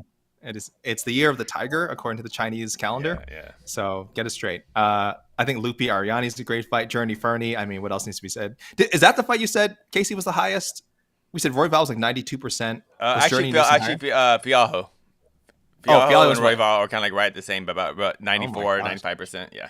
Yeah, that's tough. That's a tough fight for Van Camp. But again, like I said, the guy's had a lot of success in the regional level. So, I mean, I guess you could say that about most of the people who get signed to the UFC, but nevertheless. You know what's interesting? Go ahead. Yeah. Just real quick. 43 minutes left. I'll do a rundown in a second. I expect Dumont to make weight at 45. Yeah. But Charles Oliveira, who knows? I mean, I know he used to be. What's our nerve level at right now? What's our nervous stress level at right now? None. Because I'm a 2. He has not missed 0. He has not missed at 155. Yeah, he has not missed. I'm not worried yet. Saint Preux could be an issue, but I don't think. I think the fight will still happen no matter what. OSP did miss weight the last time he had to fight at light heavyweight. I believe he did miss. There was a reason he was a heavyweight. He went to heavyweight, so it was just more fun. It was just easier, right? So Well, who else is left here? CJ Vergara, I don't know. I wouldn't assume anything. And then Norma Dumont. Norma Dumont was saying earlier this week, did I see the quote that she's like, why is there a featherweight division or something like that? Yeah. That's Norma, you're going the wrong way. You should be angling You're for this, like the only featherweight left. right? But she should be angling for an Amanda Nunes title fight. Like, why are you saying that? Why are you shooting down like your quickest path? If you beat Macy Chiasson, and let's say Amanda Nunes loses to Julia Pena, even if she beats her, and then they don't. Well, no, they would set up a trilogy then. But let's say she loses to Juliana Pena in the rematch. She's probably just going to say, okay, well, give me a fight, a title fight at 145 since I make more money fighting in championship fights. Give me whoever's next. And Norma Dumont, that will be you. Why are you shooting down this, what we all know is a non-division, but they're booking it and you're in it? I don't know. We have some breaking news here. Oh, yeah. You're gonna read the. You're seeing the same thing. Yeah. Hold on. Yeah. Don't go yet. Not yet. Oh. Go. Oh, I like this. So breaking news coming in from Brazilian beast himself, Guilherme Cruz, telling all three of us that Charles Oliveira's coaches, one of them, posted 10 hours ago on IG that Charles had already made weight. So he's just taking a sweet time. He's just enjoying his morning. And do you want the other breaking news? Do you want the other breaking news that Guy sent to us? More breaking news? Oh no, he just wants you to know it's Fial. Yes, it's like Fialio. Like Fialio. Not like Fial. It's not Fialho. It's not Fialho. It's like Fialio. It's not Fial. It's not Fial. Well, now I have to do this every time. Yo. I need an excuse to do my GSP impression, but I don't really think I could do the. Should I do the weigh-in rundown as GSP? Can you hold it up for every? Are you impressed? Am I impressed by what the breaking news? Oh, are you impressed? I am impressed by what I have seen at the weigh-in so far. Casey, can I get the music and I will run down the names. This so far in the main event, the highlight, Justin Gaethje, the highlight, 155 championship. He made the championship weight. We have the championship rematch in the co-main event, strawweight, Rose Namajunas and Carla Esparza. Very exciting fight. It will be spectacular. Michael Chandler, Tony Ferguson, 156 for Chandler. Tony Ferguson, 155.5. Ovince Saint Preux, still waiting on him. Shogun Uwa, 205.5. The Cowboy, Donald Cerrone, we trained together, 155.5. Joe Lauzon, 155.5. Randy Brown, Rude Boy, 170.5. Khaos Williams, 170. The welterweight, the division that I ran for many years in the UFC. The UFC, Francisco Trinaldo, I'm losing it. 170.5. Danny Roberts, 170.5. Again, welterweight weight class I know very well. Macy Chiasson, 145.5. Waiting for Norma Dumont. Brendan Royval, 125.5. Matt Schnell, 125.5. That fight's official. That fight is official. Blagoy Ivanov, 253.5. And Marcos Rogerio de Lima, 258.5 at heavyweight. Andre Fialio, 170.5. Cameron Van Camp, 170. Tracy Cortez, 125.5. Melissa Gatto, 125. Kleydson Rodrigues, a top prospect. CJ 125.5, waiting for his opponent. CJ Vergara. Lupita Godinez, 115. Ariane Carnelossi, 115.5. That fight is official. And hashtag Journey for Knee. Both fighters weighing in 135.5 for their bantamweight contest. That's it. That's the rundown. It got a little Russian at times. My friend, it got a little Russian. I was talking about Khabib. I apologize. Thank you. I see Jimmy West says maybe GSP would have been impressed with my performance. Probably not. I see someone saying it sounded a little South Asian. Listen, I do. It did start sounding like one of my uncles. A little bit. I do live in the GTA. I do live in the GTA. We do have a lot of South Asian neighbors. So I apologize. It did start trending that way. I apologize both to French Canadians and South Asians, whichever accent I was closer to and butchering more. I apologize. Yeah, you were kind of vacillating between accents throughout it. It was good. Joe G says it was a little Jamaican, Filipino, and Russian. That's pretty. I should be applauded for this. Then that's like. Well, I think you are being. Frankly, I think. No, I'm normally pretty good with accents, just not normally doing them all at once. But I think that is might have been what happened there. Did you like next time we're gonna have to get you to sing them? You did every accent. But did you like the H's? I was like skipping the H's because French Canadian, they don't say the H. There was a lot, guys. There was a go back and replay that. Really? Go back? Yeah, I think some of the subtleties may have been lost. I will just say go back.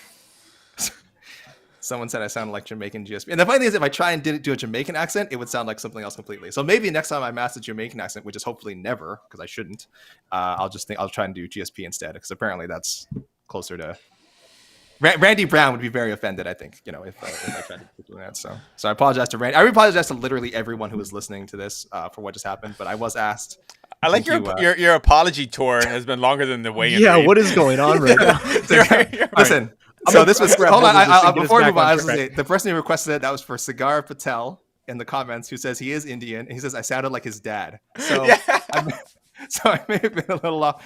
Shaheen, over to you. You're crushing it, AK. Yeah, you're crushing it, AK. I'm gonna put us back on track a little bit. Shogun, one of my all-time favorites. Yes. Before I was even a journalist, I was a fight fan, and I was obsessed with Pride, and I was obsessed with Shogun. Him and Anderson were my guys. It is strange to me. I don't know about you guys, but it's strange to me to see him at this point in his career. Again, I said it earlier. It's just a very weird reflection on how time passes so quickly and our own mortality. But I wonder for you guys, because I know you guys are OG fans too. What's your favorite Shogun memory? Like when I say Shogun, what's the first thing that pops in your head? Is it something UFC? Is it the stomp on Arona? Like what is it? You want to go first, AK? No, you go. Okay, for me, and I'm not gonna fake it. I didn't watch. I mean, Pride is a little too long ago, so I kind of had to go back in history to watch his Pride fights, and then you go like, oh my god, like, that's how I kind of discovered Japanese MMA in a sense. And but definitely, it was the Shogun Henderson fight on the same night that Eddie Alvarez and Michael Chandler fought. Won that fight in San Jose, and I thought Shogun actually won that fight, or it was a draw. But to me, that was the memory I have of him as far as winning. I still maintain that should have been a draw. Like if any fight should have been a draw, that should have been a draw. Yeah, I can't remember exactly why it should have been a draw. I can't remember round by round, but I remember coming out of that. Yeah, I was either the Shogun won. I think like Shogun got a 10-8 in round 5, right? Like, or he should have. Like he was mounted on Dan. It was something. Yeah, it's been a long time since I've watched it. But I remember it definitely. If it was Pride rules, Shogun won that fight. But which is ironic that he did it. But yeah, I think that's the fight. There was a couple of great things from that fight as well. It was the first non-title. I want to say it was the first non-title. I'm sorry. I don't know if it was the first one. It was the first one that ended up going 5 rounds. I think the first non-title. I don't know. If it was you're right. Yeah, because I don't think it was Munoz the first one. Liban was the first one, and then that ended fast. Then yes, this is the first one actually going to championship rounds. Yes, because who was the referee? Was it Dan Bergliata? And then he goes like final round, and then Dan Henderson's like, no, 2 more. Oh, he's like 2 more. He like puts his hand up like 2 more. It was at the start of the start of the 3rd round. I think it was Dan Bergliata, whoever the referee was, like, oh, final round, and then Dan's like, nope, 2 more. So that was great. And also that fight, I remember that card was really like, I remember I went to a Boston Pizza or something to go watch it, and I had to like drag a couple of friends out because everyone was like, oh, that's a main event, like Shogun and Hendo, like those guys are old and. It's not really like they're not fighting for a title or anything. It's just like they didn't really care. Like there was still some standard for fight nights back then. Oh, was it a fight night or pay-per-view? It was pay-per-view. It was the first one? Oh, it was a pay-per-view. Yeah. That made it worse. It was the main event. Yeah. So okay. So I think that made it worse. I think was that like they're like, oh, that's a main event, like Shogun Hendo in the year like 2011. And then I was like, yeah, whatever, let's just go watch it. And then even like the bar I was at, there was there's fights you go to a bar and there's like a buzz, you can tell people are really excited, and it was kind of like it was on. And then as the fight started going, holy crap, like everyone was just like stopped doing what they're doing, frozen, watching the screens, just like it was like, it wasn't like quite like being there live, but it was a really cool experience. And that was another great thing, was like it showed how much more these guys had left in the tank, and they both had they both still had good fights after. So yeah, I mean, at least as far as UFC goes, man, that first fight with Hendo, oh. I mean, one thing too that I think people forget that they rematched like 3 years later. They did. And it was tremendous. Yep. It was another like incredible all-time banger. Like Yep. those dudes just making magic together every time they were together in the cage. Yeah, it's one of the rare times where the rematch was equally as good, but definitely comparable to the first one.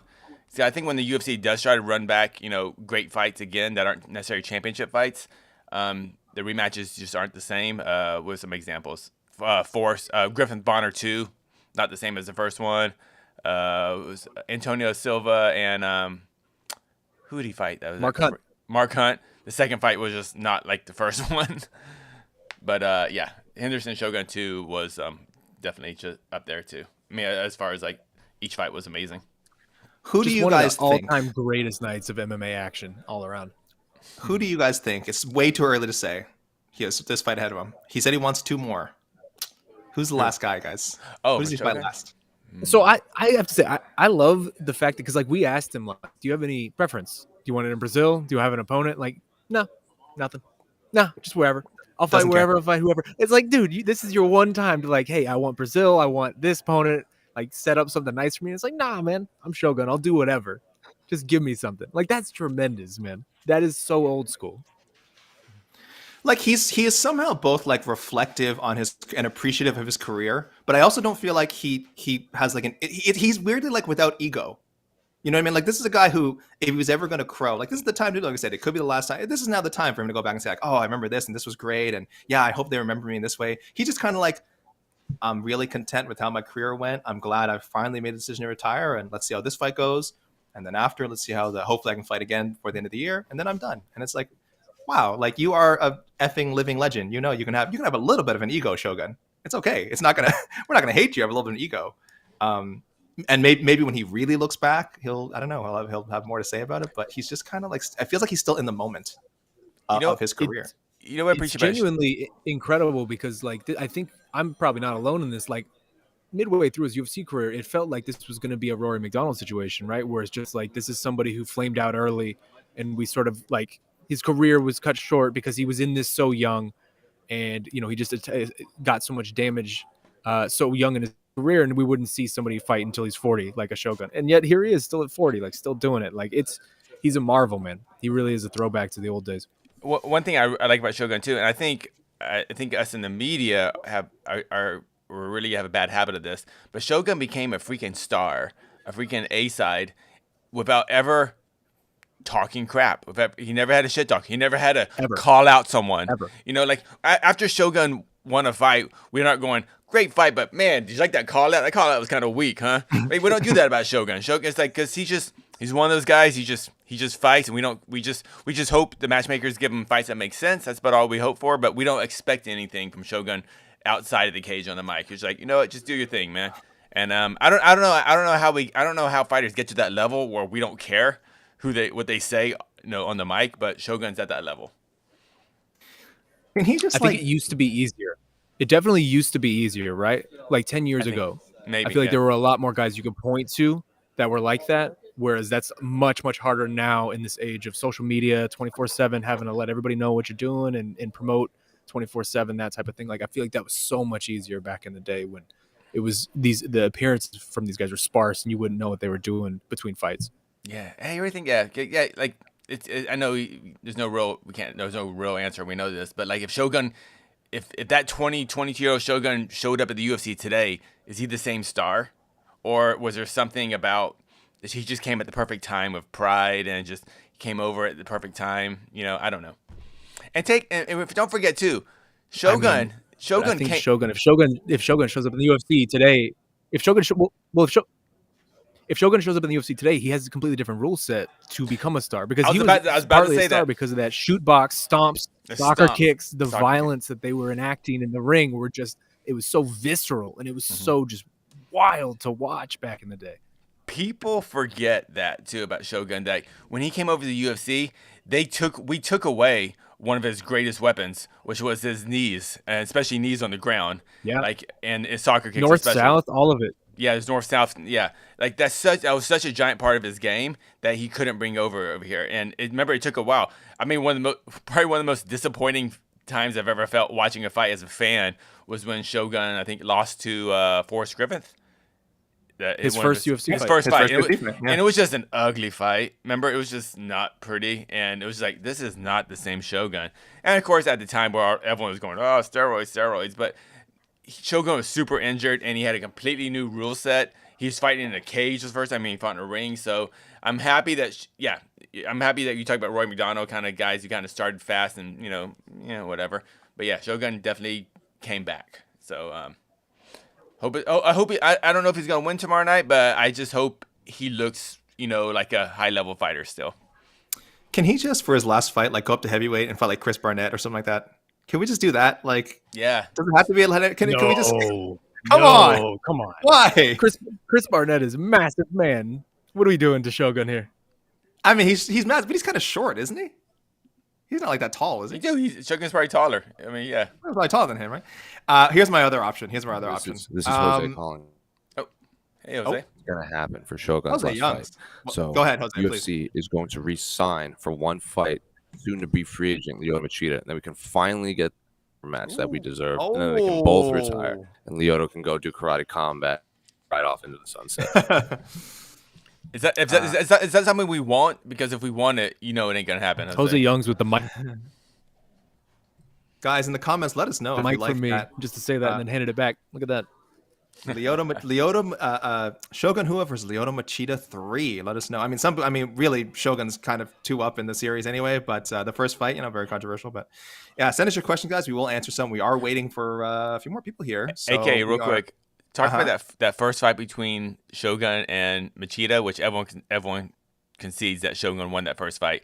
If MMA fighting had rankings back then, would you have still ranked Machida above Shogun? Ooh, yes, I would have. God, I actually okay. Well, you know what? You're consistent. You're consistent then. Yeah. I do go with what the judges say for the unless it's like it would have to be like the most egregious. So I guess people would view that as an egregious robbery. It was egregious. That's why they rematched it. I did do that for robbery review, and I did call that one a robbery. Unsurprisingly, I think everyone would. Yeah, that's tricky. I was also very big on Machida at the time, I think. So I would have been, I don't know, some bias or something there as well. But what do you guys think about Dominic Reyes? For Shogun? Mm-hmm. No. You just hate it? I don't like it. I don't like it. I mean, if I'm Dominic Reyes, I love that fight. Yep. I think he's mentioned it before. I think he's mentioned he wanted to play Shogun before. So if I'm Dominic Reyes, I love that fight. If I'm Shogun, no. You don't like his chances? It's a fun fight for sure. It's fun. I like the fight. I just think it's. Hey, you know what? F it. You know what the fun one? No, you know what the fun one? I know you like this one more. Dustin Jacoby. I just don't think that those guys. I don't think Jacoby's a big enough name for Shogun. I don't think Shogun cares. I think for his last fight, he just doesn't care. Yeah, it's a UFC too. If we get like everyone, we could choose. I like Machida one the best. I think Jose was right. Maybe is there any 85ers who kind of can come up and weight to 205? That would be. I was gonna say Michelle Pajana. He's at welterweight, but I would love to see him just come up in 205 and fight Shogun. Yeah. Darren Till. I like stupid fights like that. Yeah, yeah. And again, and I think I think honestly for Shogun's last fight, why should weight classes matter? I think like anyone that can get in that range and wants to fight him, that's like a name. Just do it. I agree. Just do it. Who cares? I think Jose's suggestion would work amazingly well though. They do the trilogy, right? So Questions. I'm gonna post some questions up. Boy, we do have less than 30 minutes left for some rapid fire. Oh, I'll throw this one to Shaheen. Shaheen, do you know when Brian Ortega, Yair Rodriguez may likely occur? Oh, we may have lost him again. Oh, we lost Shaheen. Okay, we'll try. He's gone. Yeah, he left. Brian Ortega, I feel like let me remember. When did he last fight? It feels like a long time ago, but it wasn't that long ago, was it? It was this year. It was not this year. Excuse me, September. So it was some time ago. Brutal fight. I want to see someone like Ortega take like a year off from that. I know he's missed a lot of time already, and fans, how old is he now? He is 31, which is not like old, but when you fight once a year, or not even once a year, like I said, he kind of missed a whole year before the Volkanovski fight. you before you know it, you wake up and you're 35 years old and you've only fought like 3 times in the past 4 years. So it does happen. How do we know when it's likely to occur? We don't know. Would I wager on it happening by the end of this year? Yeah, I could see December. I could see this is purely speculative, by the way, guys, just based on. So Ortega, you think Ortega will be out for over a year? I think he should be. Wow. That fight was brutal. That fight with Volkanovski was really, really tough. Like he took.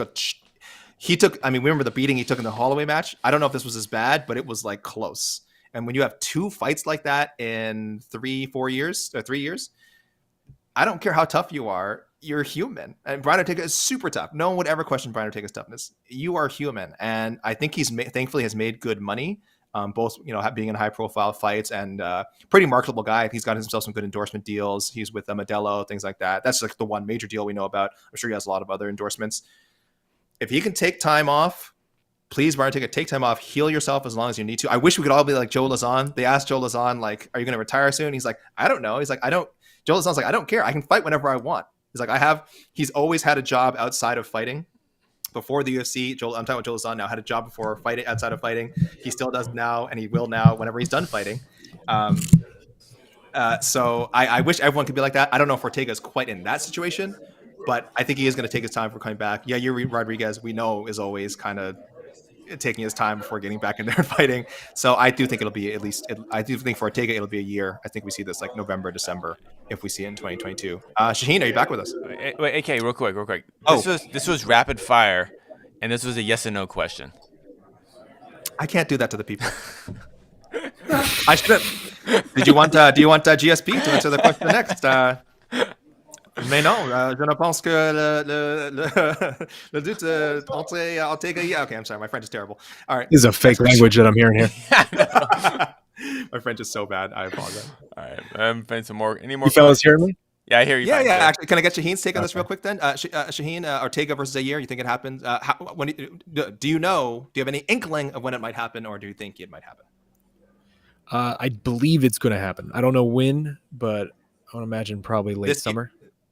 Oh, late summer, so even sooner than I think. Okay. Yeah, I figure I mean, I don't know. It's who knows though. It's still up in there. Next question. Where's Oliveira? I don't know. Okay, next question. Great. All right, we are at 20 minutes, and we have what four left. Any nervousness for any of these 4 yet? It's becoming that time. Yeah, I mean, this is OSP a little bit. CJ Vergara, I don't know. I don't know enough about CJ to say. Norma Dumont, I think, will be fine. Again, I think she makes 145 pretty comfortably, so she's probably just taking her time. Same with Charles, like we said. As far as we know, his team says he's fine, so they're just chilling. But yeah, OSP did miss his last fight at light heavyweight, missed by 1.5 pounds. CJ Vergara, don't know his history, I'll be honest. They're asking if there's any implications with Oliveira weighing so long to wait. No, some guys just wait. Well, we don't know. We don't know. We'll see how he looks. That cannot be answered yet. It's to be again purely skeptical. Skeptical? No. Skeptical. Speculation. Speculation. Guys, we've been talking for way too. The GSP / Indian man impression broke my brain, so I apologize for that. What do we got, Casey? Keep them coming. Why does UFC always put no? What? I don't agree with this question, but I'll throw it up there because he asked. Okay. That's not a good sign. Why does the UFC always put low-level WMMA with no title implications on the main cards, both pay-per-view and fight night? Okay, well, that's not relevant to today's What does that card. even? Yeah, I'm not what sure. Does that even mean? The co-main event is to. So there's no that doesn't apply. Okay. That doesn't apply to Saturday. And I would say, as a counter to that I think there's just a general amount of low-level MMA on main cards for a lot of these fight nights, just generally. So I wouldn't single out WMMA at this point for. I think Cameron over here got some thoughts about women fighting. Yeah. You exposed yourself. I'll just say in general, if you guys look at the main cards, there's a lot of fights, men or women. Where you're like, what? This is a main card? Like what? What? So hey, there's a lot of fights, and they got to film. Sam Alvey. Oh my God! Well, Cameron, you've redeemed yourself. Is Sam Alvey the best man to retire Shogun? Oh my gosh! I mean, probably. That's why they've been keeping Sam around. That's Right? why they've been, we cracked the code. Yeah, that's the genius of Dana White. Yeah. Right? Probably. I can't believe I didn't even think of that. That would make a lot of sense. That would make a lot of sense. The only thing that would be crazy if Sam Alvey won, and then he's hanging around for another at least 4 or 5 fights. Oh but God! Don't even put that out there. AK. it could happen. It could happen. Yeah. Again, listen. That's a quick hit. Yeah, that's actually a great answer. That's actually a great suggestion. Jackson out here with the real question: Bader or Congo in the rematch of the century? What are we doing here? Okay. A lot of sarcasm in that rematch. It's a rematch. We know it's not rematch of the century, but it's a quality fight. And Bader is a quality heavyweight, and Congo has been one heck of a streak. And he's fighting in his home country. It's a cool fight. I get it, but I don't know why people are hating. It's a cool It's a fight. cool fight? It's a cool fight. You described that as a Cool is cool not fight? cool is not the word I would use to describe this. Well, how would That you? was the what- adjective. That quality- was the quality first was adjective okay. that jumped to your mind was cool. It's a cool You fight. had It me makes qual- sense. It makes Cool? sense. The fight makes sense. It's cool. It's cool. You Listen, are the I'm- first person in the history of the world to call Ryan Bader versus Chuck Congo cool. What would To you call any Czech Congo fight cool. Dude, his last fight was one of the fights of the year. His I last. wouldn't call- was that hold fight on, cool? hold on. Would you call it Yeah, fight that like was, Congo? it was super cool. On paper, on. were you like, this is a cool fight, him and Karatanov? Yeah, Haritonov's Come on. awesome. Come This on. slander from AK will not be tolerated because Congo and Pat Barry is like a legendary Yeah. fight, and that was very cool. So I will not tolerate the overall How long Chuck ago Congo was slander. this? Oh my lord. That's how far back you have Hey, to go. when Congo is in great fights, he's in spectacular fights. Yeah, he's been in lots of duds, but so is like Arlovsky. You know, he's the French Arlovsky. I wouldn't call any of our Arlovsky fights cool either. I don't call Okay, this is Arlovsky's been in a lot of cool fights, disrespectful. but just Travis not recently. Brown, baby. Yeah, Arlovsky, Travis Brown. one of the coolest fights. Arlovsky, Puabuentelo, one of the coolest fights. First of all, we're all old. Let's be honest here. All Yeah, three of us this are is- old. this is We don't true. know what's cool. That's we don't know true. what's cool anymore. What is cool anymore? I don't think see at this kids- point, 10% of our audience has seen some of these fights. Listen, Yeah, I know. I don't see kids tick-tocking and hip-hopping and bebopping about, sorry about the lingo, guys. I heard some kids using this language. I'm just trying to break it out. Okay, in the show. Oh yeah, you used that all correctly, AK. I think. How about this? How you about nailed it. About Bader Czech versus Congo. Bader Congo 2 is mid. Oh, that's hold on 1 second. Hold on. UrbanDictionary.com. 1 second. Mid. 1 second. Oh. Okay. Am I? No, it's not a bad fight. It's not a bad fight. There I you go, think it's quality mid. was no. You said quality was fine. When you said quality, I was like, yeah, it is a quality. These are Czech Congo, as I think one of our loyal listeners, Tristan Gordet, has been like badgering me literally since we started the rankings, guys. Like he's been badgering me every week. Like, why is Czech Congo not in the rankings? I have him ranked in top 15. You have him ranked, and he has a strong case for it. He hasn't lost. He's lost one fight, since 2015, split decision, which to is Tim really that's genuinely incredible. If we're It being is. real, like I know we're And there's- joking and having fun, but that is genuinely Well, impressive. he's beaten Sakai. Sakai was then ranked in the UFC later. Mm-hmm. Sorry, went to the UFC and then ended up with Exactly. a ranking. He won his first fight with Tim Johnson. Mm-hmm. Minakov is a very legitimate win. He has a case. He has a very strong case. But again, I know why more people aren't talking about it. But when will this main event actually be? By the way, we are past the 15-minute mark. It's getting scary. We are. It's getting time. Yeah. It's I'm getting not that time. scared for the champ. I'm definitely scared for CJ Vergara and Norma Dumont. I'm not scared for Norma Dumont. I still think that she just makes 145. Oh, She then had again, like I she said, had the wrong hotel. What's going on? I don't know. And Chiasson, like I said, Chiasson missed 145 last time, so it's not like it's like some auto make for these fighters. It is still They're still cutting. Yeah.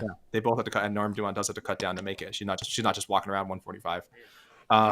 And OSP missed last time, but I'm still not. I still would tell people not be worried about Oliveira, as we said earlier. His team. I mean, they could be wrong. I mean, it's his team that sent it out. Said he's on weight. They're just taking. I played the music. It has to be true. Yeah, you did play. You played the good breaking music, not the bad breaking music. I mean, I put my reputation on the line. All right, we are rolling. Something is about to happen. All right, what do you got, Shaheen? What do you see? All right, next fighter to the scale competing in the UFC's light heavyweight division live on the pay-per-view main card, Ovince Saint Preux. Okay.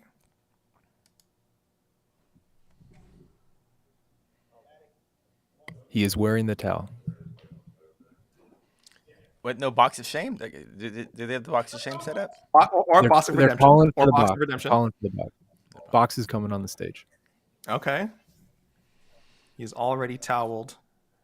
I'm Yeah, going. he is going to need I'm going boxed. 208. What are we saying? I think he makes it 206. I think it's 206. I think it's 206. He is 206. All right. I think they did the math here. Yeah, I think. Yeah, Like, I get. Yeah, if he was 208, I think he would. I think he would try to cut those last 2 pounds. Yeah, you're right. He's probably.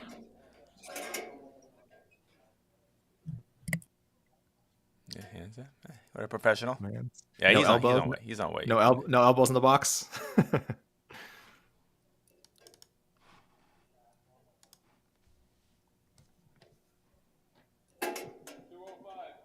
205, the official weight for Ovince Saint Preux. 205. We undersold him. Weight. We undersold him, man. Yeah. His scale might need to be calibrated, but his fight with Shogun Rua is official.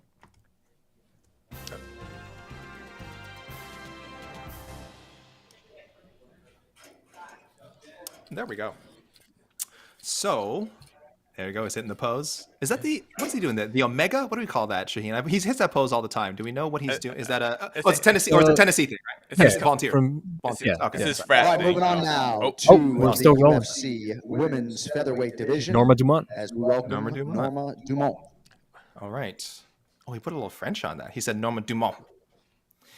Norma Dumont also using what was for OSP the box of redemption. Yes. And hopefully will be for Norma Dumont as well. I don't know if I remember the last time someone used the box and came in like on championship weight. That was kind of funny.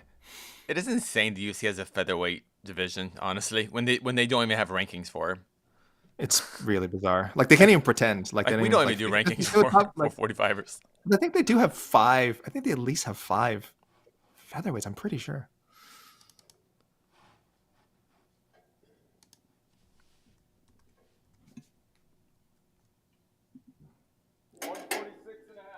Ooh. 146.5 for Norma Dumont.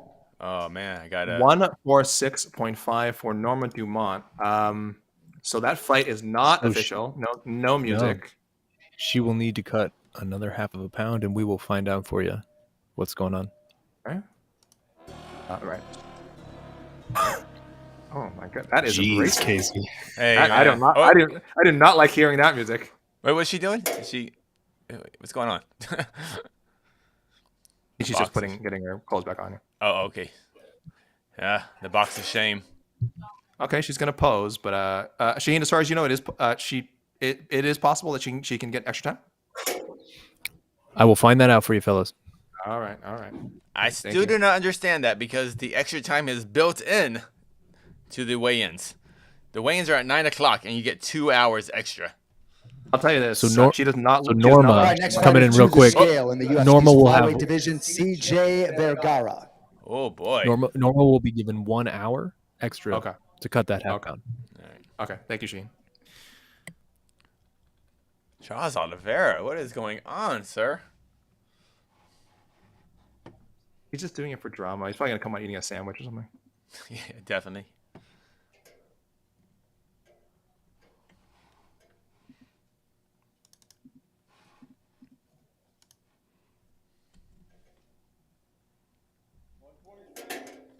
$126, the official weight for CJ Vergara.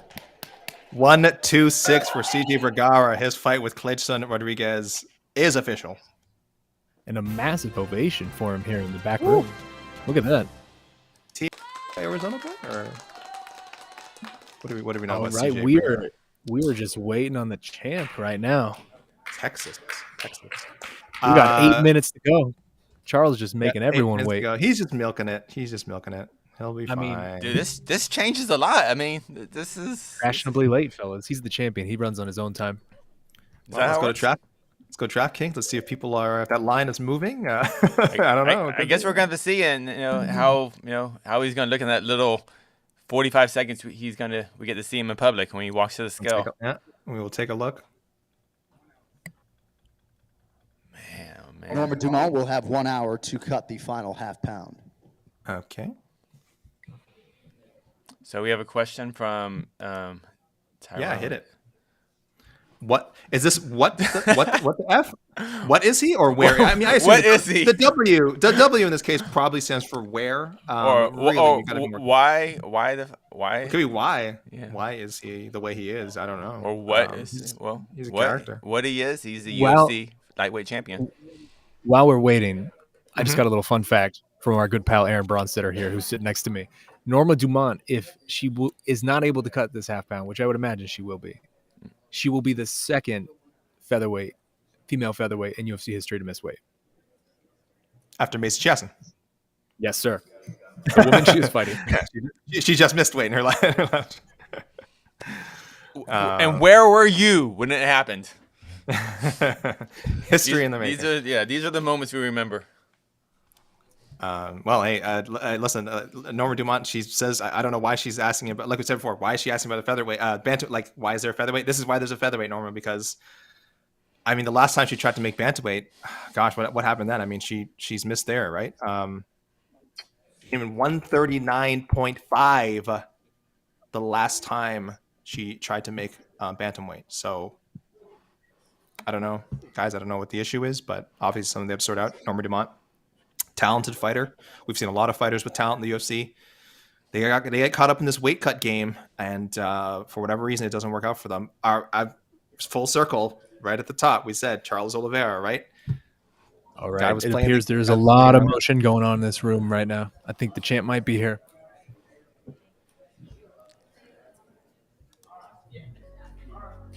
I have had a tweet ready for Do Bronx for 2 hours.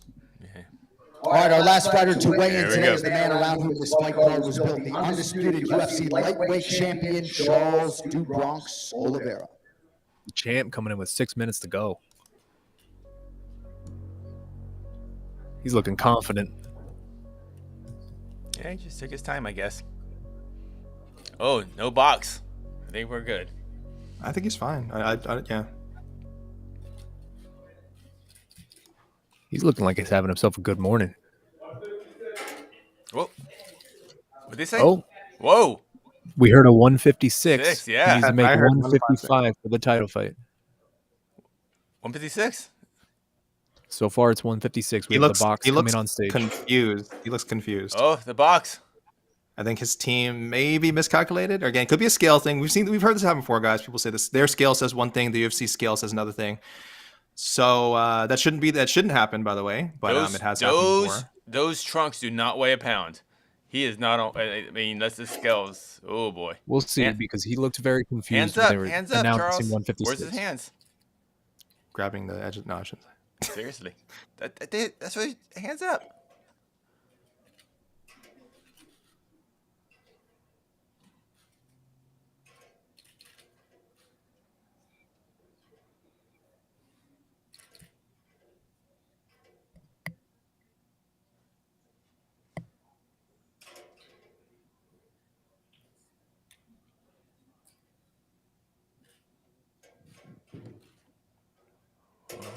Man, This is not good. nope.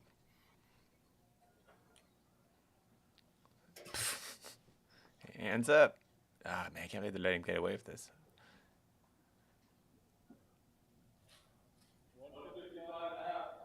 Oh, 155.5 for Charles Oliveira. He will need to cut 155 and a half. another for half Charles of a pound. Oliveira. All right, so this is not official. The champion now going to have to cut another half pound. The timer says we have 3 minutes to go, but he will be given another hour to do so. I'm just letting people know. I'm in shock, one, and I'm just making a second. Letting people know here on Twitter. Wow. All my positivity. Whoa! Useless as always. Oh, it was. Useless as always.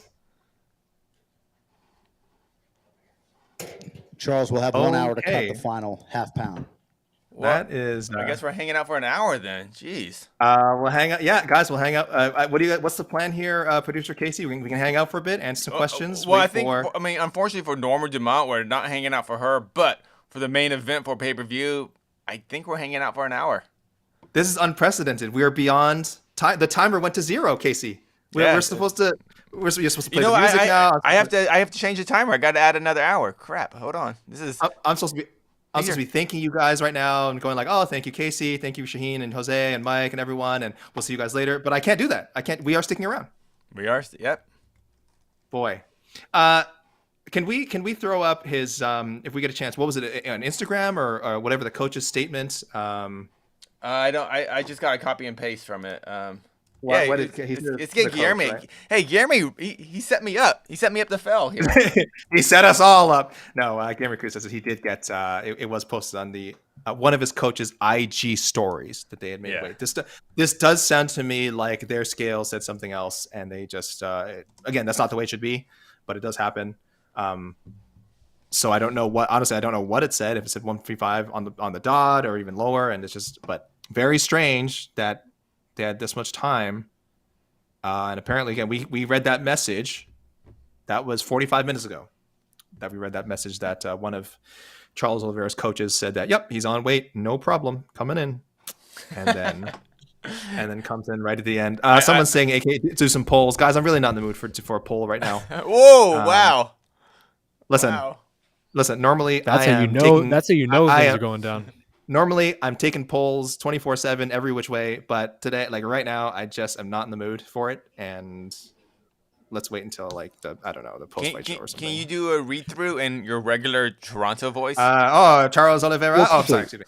Yes, quickly, guys, let's do a rundown. Let's do a rundown. This is bizarre. Let me quickly before we do that though. I want to assess where you guys are at because please, we have right now the main event. Help me. Yes, it's not official. No, half a pound for the champ. That's not a lot. It is Charles Oliveira, though. We have history with him. Where's your nervous level at? Because I feel like I'm still only at a 3 or 4. Well, I was at 0, so now I am at a 3 or 4. I was at like 0 before, so I have increased infinitesimally up to a 3 or 4. Two things. I believe he will make the weight in half an hour, but that also will play the he made the weight. It's official music, but I'm gonna have to go with Jose here. He still has to rehydrate properly, wake up in the morning healthy, pass his medicals. There's still a lot of things that could happen that aren't good. So, nervous 1 to 10. Yeah, I was at a 2 going into this. Definitely at a solid 6 right now. So also some news real quickly. We were just told by UFC PR that Norma Dumont will not cut the extra half a pound. Yes. So she has an hour to cut it. Instead of doing that, she's going to take a 30% fine on her purse. 30%. 30% for a half of a pound. Yeah. Hey, you know what? Hold on. Look who we got here. Oh, Guillermo. Yes. I am what here. What was with the fake news you sent us 45 minutes ago? I had to come in to defend myself. The stage is yours. Please speak freely. I have to drop a spicy hot tweet here. Please speak. Go ahead. I have no breaking news. I only came here to defend myself. You're calling me a liar. That's all me. I'm going to Charles Oliveira's coaches. He tweeted. He posted on Instagram 11 hours ago. Thank God we made weight. God in charge always. That's all he posted. And Charles himself posted, I think like 2 or 3 hours ago, he had made weight. So it's so weird. I think like something like AK said that maybe they on their own scale he was 155 and then UFC scale he's heavier. Physics, you know. He certainly looked surprised, like being here in the room. He looked very, very surprised by the initial reading, and then even more surprised by the second reading. So I do think there is some confusion with the scales and what was going on in the back. But hey, no other fighter had any issues. Oh, again, are you gonna loop? Yeah, I think Guillermo might have the sound up. Yeah. It's Guillermo. It's all Guillermo. All right. Sorry. We love you, but you're causing problems today. We love you, but you've really screwed us. You really screwed us today. I think there's no nice way to put it. Like Gary, I played the music. That's the truth music. Yeah, that's breaking truth, not breaking lies. Man, Sorry. 30% for Norma Sorry. Dumont. That has to be the most expensive half pound we've seen in a bit. Yes. And good for That is a lot. Macy Chiasson for asking for it, frankly. I'm sorry. Like, you know, get what you can. I'm gonna step away from him because I thought the weigh-ins were gonna end right now, and I was planning my bathroom break for right now. So I'm just gonna... All right, don't worry. I will keep things going. I can read some questions. Obviously, we'll talk to Shaheen. We'll talk to Gui. Gui, you are with us, correct? Okay. I wasn't think sure you're muted. Yes, I'm staying here. Yeah. Okay, excellent. Yeah, I wasn't sure if you were muted or Just Casey him muted you. mute. Yeah. All right. Well, No. Gui, Shaheen was asking. Well, hold on. levels. We're still getting an echo. One second. I think it's me. Okay. Yeah. I'm with Shaheen now. People throw up in the. Is it better now? Hold on. Gui, Is it hold better on. now? I think it's better. Yeah. Okay. Shaheen, I'm not hearing any echo. Are you? Looks good on my end. Okay, magical. Gui, should we be worried? Should we be worried for Charles Oliveira? Shaheen was at a 3 or a 4 out of 10 as far as his concern. I was at 0. Then now I'm up to 3 or 4 out of 10. You. How worried, Gui? I'm not that worried. I mean, half a pound is not that much. But the issue is if he made weight like 12, or if he thinks he made weight 12 hours ago, he has to start the process again to cut the half pound. Maybe that becomes an issue, but who knows? Yeah. These guys are so they want to be so precise with these things, and again, he looks surprised that he hadn't made it. So you're right, his body had probably reached a point where he's like, "Oh, I'm good. I'm ready. Mentally." He's in rehydration mode, or he's been in rehydration mode maybe for the last hour, right? Just like, oh yeah, I can't wait to hit the scale and start drinking it. And instead, he's stepping off that scale, and they're like, back in the sauna or back in the whatever it is they're doing to get off that last pound. That has to suck. Mentally, that's definitely tough for him. Has to be. Especially Charles, because he's always made weight easily at 155. Mm-hmm. At times he was at 153. Things like that.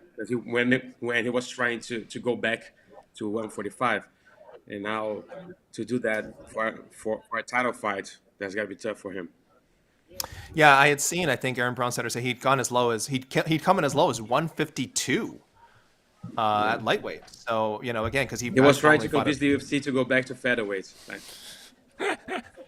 He's not done. He's going to bring it up again if he wins. He's definitely going to bring it up again. As soon as he wins in the post-fight presser, he's going to say that he can cut to 45. Yeah, no. We've spoken in the past, and he said that he's open to going back to 145 if it's straight for a title fight. Wait, that's even worse. And he's open to going to 170 as well. He wants all the belts. Well, we all do. We all. Yeah, it is unfortunate to see again. I hope hopefully we just remember this is a blip. We still got a great fight on Saturday. This for me doesn't change my obviously doesn't change my pick at all. Guy, you are with me, right? You are thinking and still here in the main event, correct? I don't know. What are you doing? Nah, I don't know, man. I don't know. Shaw's got hits a lot.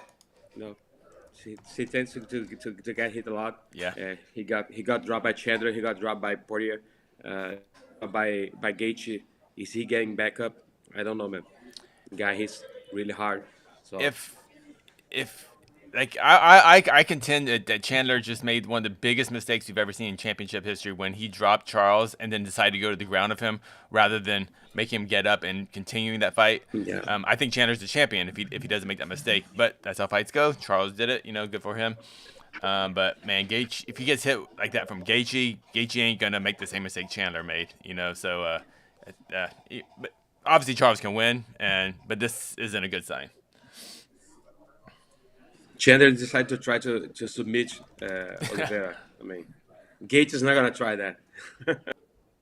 I don't know, but like we said, there's plus 3,400 odds if he does. So I'm saying if he's got some friends that are betting on it, he might want to do them a solid and do a little club and sub as Jed Meshew would say. Sure, boy, I'm sorry. I'm still reeling. I just was so. Guy, I don't know if you heard the whole broadcast. I was saying the whole time, like, I'm not worried. He's gonna make it. It's never, like you said, he's never missed it. Lightweight hasn't been an issue. And I'm still not worried. I'm still not worried at all. It's a half a pound. But we got an hour. But it's half a pound, and it's really stretching it though. It's half a pound. That's less. That's now 3 less hours of proper hydration. You know, before the fight. It's half a pound is half a pound. I mean, that's still not. You know, he looked pretty already. But. Now, I want to clear this up for people who I see. Well, I just do see misconceptions about those time. If he does, and we don't think he will, if by some chance he can't make weight, he will be stripped of the title. Correct? It's just a non-title fight, right? That's up to the promotion, right? Right, but they will probably strip him. Yeah, probably. Yeah, because he has to be stripped because Justin can't win it otherwise, right? Justin can win. I think he can win it. I think Justin can win. When Paulo Filho was fighting, was a WC champion, and he fought Cerrone, and he missed weight by I don't know what 10 pounds or something like that, and he went. The fight went on, and he lost, but Che wasn't the champion anymore. And I think Paulo Filho was stripped before the fight. He even gave the belt to Cerrone after the fight, you know. That's right. But that fight is goes to Casey's example, I think, right, where it became a non-title fight, even though it was the champion who missed. It became a non-title fight for both guys. Yeah. But I think, Casey, you're right, though. It would be I think it's just pretty much whatever the UFC says, right? I mean, the UFC could say whatever they want, right? Remember, there is no governing body. There are actually no rules to this. No. Yeah. Titles are props, as we always say. It's like when Dana said that he would give the belt to Ali if he beat Khabib with no time on the line. Remember that? Yeah. He said they would treat him as the champion even though he didn't win the belt. Oh, wait, you're talking about Iaquinta, or who are you talking about, Key? Yeah. Iaquinta, yeah. One second. Oh, we're just showing are you showing a replay up there? We're going to show a replay, Casey, of which one are we seeing here? So we're right now looking at Charles not make weight. Yes. Yeah, you can look at his reaction here. He seemed a little concerned, but more like drained from the weight cut, not concerned he wasn't going to make.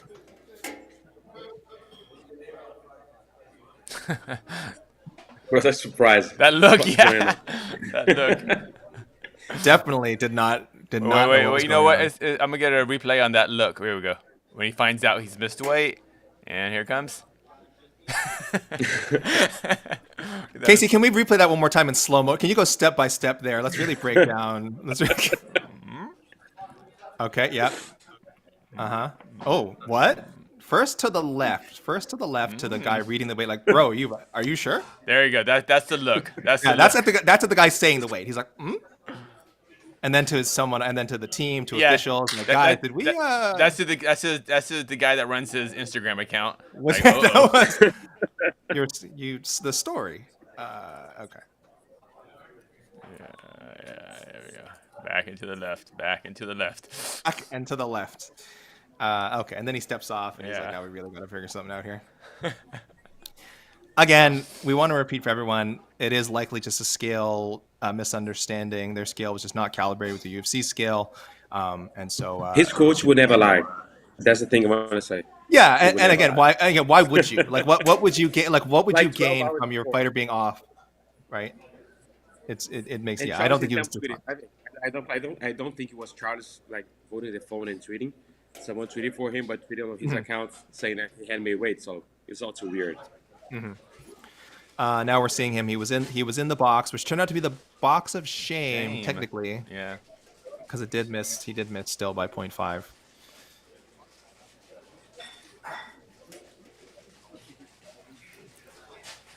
I like the growing disappointment on Charles's face as he was definitely aware, like, well, this probably isn't. I mean, he knows. He takes the shorts off. That's not going to take a pound off, right? Well, I don't see any line movement on the main event just yet. Still Oliveira holding at -180. Cerrone's a big favorite over Joe Lauzon for Charles Oliveira. And that was the 155.5 announcement by the esteemed John Anik. And so right now, guys, we are just waiting. We are waiting. We are in overtime. We're absolutely in official weigh-in overtime. We initially had 2 fighters missing the first attempt. Norma Dumont was one of them, coming in half a pound over the women's featherweight limit. And she looked very, very drained. She looked completely like she had no interest in cutting any more weight. And sure enough, we were told shortly after that was going to be it. And now her bout with Macy Chiasson will proceed at a catch weight, with Dumont forfeiting 30% of her show money for that 5 ounces over. And we're just Can you spell this to me? We hear you, Shaheen. Yep. Oh, okay, cool. I'm back. The internet here is going bonkers. No worries. I'm curious. I mean, now we obviously have a little bit of time here to reset and start going back over the card. I wonder, because I've seen a lot of people dismiss, just like completely outright dismiss the chances of 2 of the 3 big fights on this card. Not between the Rose-Carla rematch and Michael Chandler, Tony Ferguson. Which fight do you guys believe has the better chance for an upset? Because it feels like both of those fights are just being completely written off by a large percentage of people in the MMA space, as obviously Rose is going to win and obviously Mike's going to win. Who is the best chance for an upset there? Guy, you want to go first? Nope. I'm gonna go. Yeah, Carla. sorry. There you go. I was unmuting. I think Carla has a better chance at the upset here at Rose. Did he come in and weigh in while I was in the bathroom? Oh, what's going on? Just I'm hearing a lot of noise. I think because nothing's going on, so people are just conversating. People are just conversing now. Yeah. So Guy is saying he likes the Esparza upset. Shaheen, were you asking about the top 3 fights or just Ferguson and well, between the 2, because I feel like obviously we all think the main event is a toss-up. Like regardless of who you feel confident about, the main event could go either way. But the conversation around the other 2 fights to me is so fascinating, because I see very clear paths to victory for Carla. Like she already won that fight obviously before. It was very different rows. I'm not even there's nothing you can use from that first fight in this fight, but there's still a very clear skill that she is better at than Rose. The wrestling, right? Like that is still a very clear path to victory for her, and people are completely writing her off for the most part. Like the Rose conversation has dominated this weekend, and then same thing for Ferguson Gaethje or Ferguson Chandler. I mean, where Tony Ferguson has basically lost 3 in a row to 3 of the 4 best lightweights in the world, and he got dominated in those fights, but they are still 3 of the 4 best lightweights in the world. And I don't know that Michael Chandler is that guy. Like Michael Chandler obviously was very close to winning the UFC title, but I wouldn't put him in that tier with those guys. And this feels to me like Mike's not going to go out there. He's not going to wrestle. You won't put Chandler in the Dariush level? You don't think Chandler's as good as Dariush? I mean, I would put Dariush ahead of him. Dariush ahead of him.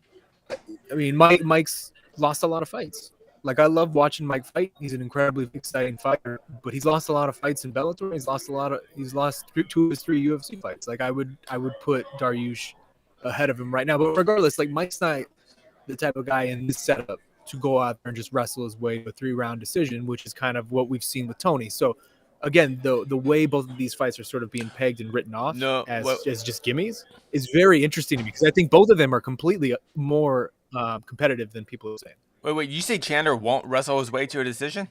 Because he absolutely will. I absolutely do not think he will. I think this version of Michael Chandler that we see in this day and age, 2022, in the UFC, is all about just trying to be the most exciting person that he could possibly be, to endear himself to this fan base and to really continue to earn these opportunities, regardless of win or loss. And that's where he's at, right? Like, he's 1-2 in this promotion, but he's getting big fights on big spots because he is that hyper exciting guy in the cage right now. And I think he's very much trying to ride with that. I don't think he cares as much about, I'm going to grind my way out to a decision. I think he's trying to go out there and make it as exciting as possible. I think that mentality definitely was there for Gaethje. I think no way for Ferguson. I think he knows he has to win. This fight isn't about excitement for Chandler right now. I think he has to win this. Otherwise, he's on a 3-fight losing streak. I don't care how exciting you are. You're on a 3-fight losing streak. And this would by far be the worst one. Yeah, and you're losing to a washed-up Tony Ferguson. That's why I feel I'm actually not. I don't have high hopes for excitement on Chandler's part from this, unless he knocks Tony out somehow. Tony's always exciting, but I think Chandler. My pick was he's going to grind out a kind of ugly decision win, much like when he fought Brent Primus in his second fight in Bellator. He just had to win that fight. He didn't make it exciting. He just held Primus down for 25 minutes. It was a boring fight. And Chandler, yeah, if he needs to do that, then that's always his backup. So that's why I feel. I understand Chandler. He says he's Mr. Excitement, but I think that was for his initial run. I think this is kind of the second run for Chandler in the UFC, and to me, he has to win. If he loses this fight to Ferguson, I mean, what's that? No matter how exciting it is, what's really left for Chandler then? Well, no, I mean, there's certainly a road where this is as exciting as Gaethje Chandler, and Mike loses, some wild brawl, and people are still all about trying to see Mike in big fights. Like that's definitely still a path here. You think so? Okay, I mean, I just don't think I don't think that's going to happen if Chandler loses his fight, no matter how, even if it's exciting, because then we'll just go, well, Chandler just loses exciting fights, but I just don't think I think it's be really bad for us. Chandler's old too. He's not in his prime, How old is Chandler? I mean, he's like 36, 38, something like that, right? And he's been fighting for a while. Lots of wars. So 36. He's 36 years old. Yeah, but yeah. I mean, I would say I think ultimately though, going back to the question I asked, I would agree with you, Casey. I think Carla is the pick here between the two of the two possible upsets. That seems more likely to me, as much as that pains me as the driver of the Tony Ferguson bandwagon in the entire world for the last decade.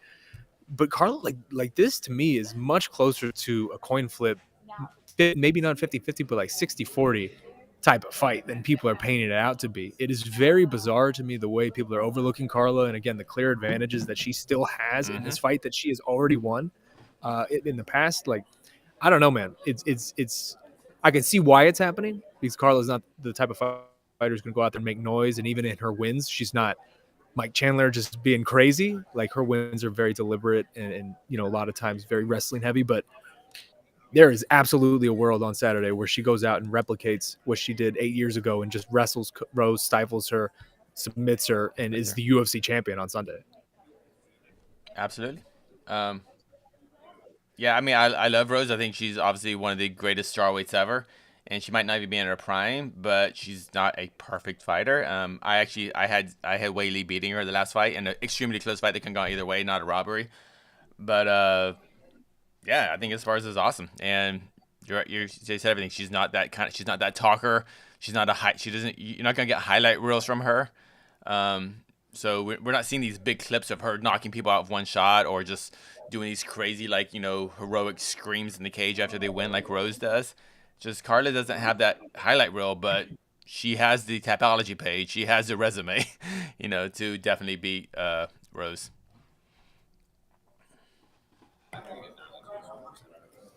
Let's see what we got. Yeah, I'm with you guys. I'm leaning towards an Esparza win for sure. I will say too, one thing I want to throw out there, because that fight was 8 years ago, I know, and Rose is a very different fighter. But who is the best wrestler Rose has fought since that fight? Give me one name, just one person. Andrade can hold her down if she wants. But that's not how Jessica fights. Yeah, that's not how she fights. That's the thing. That's what I was saying. Tisha Torres. That's not how Tisha fights. But she is a good wrestler. She can't hold you down. So I'm just saying, Rose has not actually fought a person who's going to go out there determined to wrestle her. No. Since that fight. So that to me is why this is so. That's why I wanted this fight to be booked. When everyone was coming in and hollering about whether this was going to be like, this is a competitive fight. Maybe Rose will win. Like, I'm not saying Rose is going to lose, but this is much closer than people are giving it credit. If the UFC marketing machine was worth its salt at all, this could easily headline its own card. I wish it did. I wish it did. like it has all the makings of an actual. And again, in fairness, I think they would have too. I think the timing just worked out that they ended up with the 3 events in a row with 2 title fights, so it's fine. I don't want to. I'm sorry, I shouldn't crap on the UFC too much for putting it on the same card as Oliveira Gaethje. It just worked out that way, and don't push it back just to give it its own card. That's fine. But it is a headlining storyline. You have a charismatic champion who people really like in Rose Namajunas, and some people dislike her too, which is good. So there's a love hate with Rose. But very exciting fights. She's beaten all the big names. She's been in numerous big strawweight title fights. Esparza is the perfect B-side. Yes, doesn't have the same reputation for exciting fights. Hasn't been as heavily marketed as Rose. But man, her resume is so strong. She's fought everybody at strawweight, win or lose. She's fought them all. She was the inaugural champion. She became the inaugural champion with a dominant win over the current. If you'll go back and watch that first fight with her and Rose, like it was what it was. It was a more experienced Carla Esparza, just really. Yeah, I mean that's a Carla who was already the Invicta champion. Yep. Like Carla was the number one seed in that. Tough definitely favored going in, even though Rose on the show like had started getting next Ronda Rousey talks from Dana White. That whole thing on Fighter, dude, the UFC was so disappointed. And then Carla, of course, doesn't deserve a rematch right away after she loses to Joanna Jędrzejczyk, has to fight her way back. A lot of ups and downs, but does so, and then has this perfect style for the champ. You're right. That Sheena said, we don't know if the champ can beat a dominant wrestler. We just don't know. It's such a like an easily sellable match. I almost wish it had its own card. It doesn't need it. It's good that it's with Oliveira and Gaethje. Don't get me wrong, but again, I just feel like it there's so much juice there for it to be its own big event, and it's fine. Co-main event on the card this big. I am really confused why you're not a bad spot. Yeah, this is a great card. Like this is a great showcase for them because everyone is so excited. I'm just saying this could be a main event. Title fight needs the headline, and this to me is the perfect spot. But this could be a main event. If it sure, legitimately would have a weaker card. Like if promoted properly, cards in this era of weak cards every week. Yeah. No, I think this is a strong main event. Like I think this is a main event. Like that no disclaimers needed.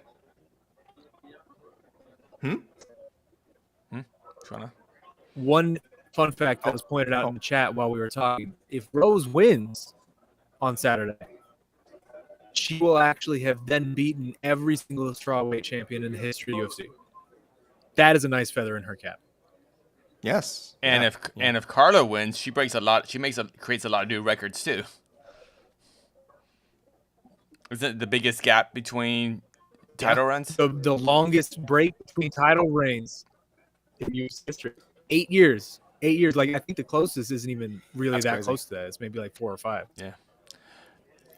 I want to make a case for Carla real quick. People forget it speaks to Carla's longevity too, because Carla was like a veteran fighter when that first fight happened. Yeah. Remember when Carla fought Joanna, she had just fought in Rose only 3 months before that. First of all, that's a really fast turnaround for such a high level fight. And to make a case for Carla, remember Carla had before that had fought in an Invicta, so she hadn't fought in any crowds more than like 500 people. Then she fought the three fights in the Tough House, which is just to teammates, and then she fought a Tough Finale, which was at the Palms. It wasn't like a big arena event, so there's only a couple of thousand people there. And then 3 months later, so this is like just probably 2-3 years of consistent training and fighting. She goes from fighting in front of 500 people to a sold-out arena in Dallas as the co-main event against Joanna. So I'm just saying, like, she had a giant, like her getting her butt kicked by Joanna. I think it looked worse than what it was. I think it was a very compromised Carla Esparza going into that championship fight. So I think we really think. Oh, sorry, go on. The reality of that matchup, too. I mean, it still probably rings true today. Is like if you could pick one person in the 115-pound division to beat Carla stylistically, it's probably Joanna. Yeah, like she is the nightmare style matchup for Carla. Absolutely. Yeah. And you know what? One thing I hate about this whole freaking uniform thing is remember when Carla used to be one of the few fighters that fought in the singlet? That was great. Yeah. It was the best. The UFC took that away from her. She had her little Cookie Monster outfit. It was great. She had a personality actually before the whole. We talk about the uniforms and everything. The uniforms killed a lot for Carla, too. How are we feeling switching I was gonna say, subjects here. How any we questions? Any feeling? other questions? Oh yeah, good questions. Yeah. Sorry, what are you While saying, we're Shane? waiting on questions. No, yeah. While we're waiting on questions, how are we feeling about the Cowboy Lauzon matchup? Do we like these type of matchups where you get the two guys who are sort of at the end of their career going against each other, or would you like to see them against the younger guys? Because I actually really like what they're doing here with this. I hate the young getting or the old getting fed to the young in this game. I know that's sort of how you have to do it sometimes, but this feels perfect to me. Give us what you got. Yeah, like this. I like this fight way more than the Cerrone Alex Morono fights and Nico Price. It's like put him against someone he's closest to his age, to his level of experience, and his mileage as a fighter, instead of like throwing him against a someone who's 25 and he's gonna smash him. You know, like I'm not saying that Cerrone's not getting smashed by Lauzon, but like it's this they're on the same level of experience of age, so I think it's much better and more fair as to the fighter, instead of just throwing him like you did Anderson Silva against Jared Cannonier, Anderson Silva against Royval Hall, like against Adesanya. Why do that? You know, just throw him against someone who's older or as old as him. Actually, Guy, while we have you here, can I ask? We had a few people asking, like, what is the deal with, this card? Of course, there was talks for it to be in Brazil. What are the hurdles now? What are the hurdles now to the UFC holding an event? Because there are MMA events in Brazil, of course, local promotions, but I don't know. Obviously, no North American promotion, I don't think, has gone there since. What has to be done? What has to be done, and how long do you think it's going to be before Bellator, UFC, PF, anyone can head over there for a show? Bellator's never gone. Yeah. LFA is doing events here. LFA is doing an event in Rio next week. Yeah, there was no reason UFC didn't Life go. here is back to normal, But LFA, when they do events here, they only do like just Brazilians. So they're not bringing someone overseas to fight here. So it's not like the UFC; they will bring someone from other countries to fight here. But back when the UFC was studying the market, studying the the legal stuff to do an event here, Brazil required proof of vaccination, or you had to do like 2 weeks of quarantine before when you went to the country. So you would have to force fighters that don't have a vaccine to stay 2 weeks in a hotel. And there were a lot of countries that, if you went to Europe, for example, if you were coming from England, you would have to go through quarantine regardless of having vaccine. Back when the UFC was considering doing events in Rio. Right now, the UFC could do an event here next week. There are no problems. There are no proof of vaccination. There are nothing. They just come here and do an event. They can do an event here. But I was talking to a few friends last week when the UFC announced another event in London. They are not doing an event here because I think right now it doesn't really make sense for the UFC to come to Brazil, because you're doing a lot of fight nights at the Apex. You're saving money, but when you go to London, you sell tickets $5 million in tickets for a fight night. That's a lot of money. So the UFC sees, okay, it makes sense to go to London for a small fight night. It doesn't make sense to come to Brazil to do a fight night or even a pay-per-view if you're looking just for tickets, because the currency real and dollars, it's not worth it. The UFC will have to sell tickets way expensive to get to a $5 million gates. You would never do a $5 million gates in Brazil, so it doesn't really make sense for them. That's what I was saying. It's strictly money. It's strictly money. Yeah.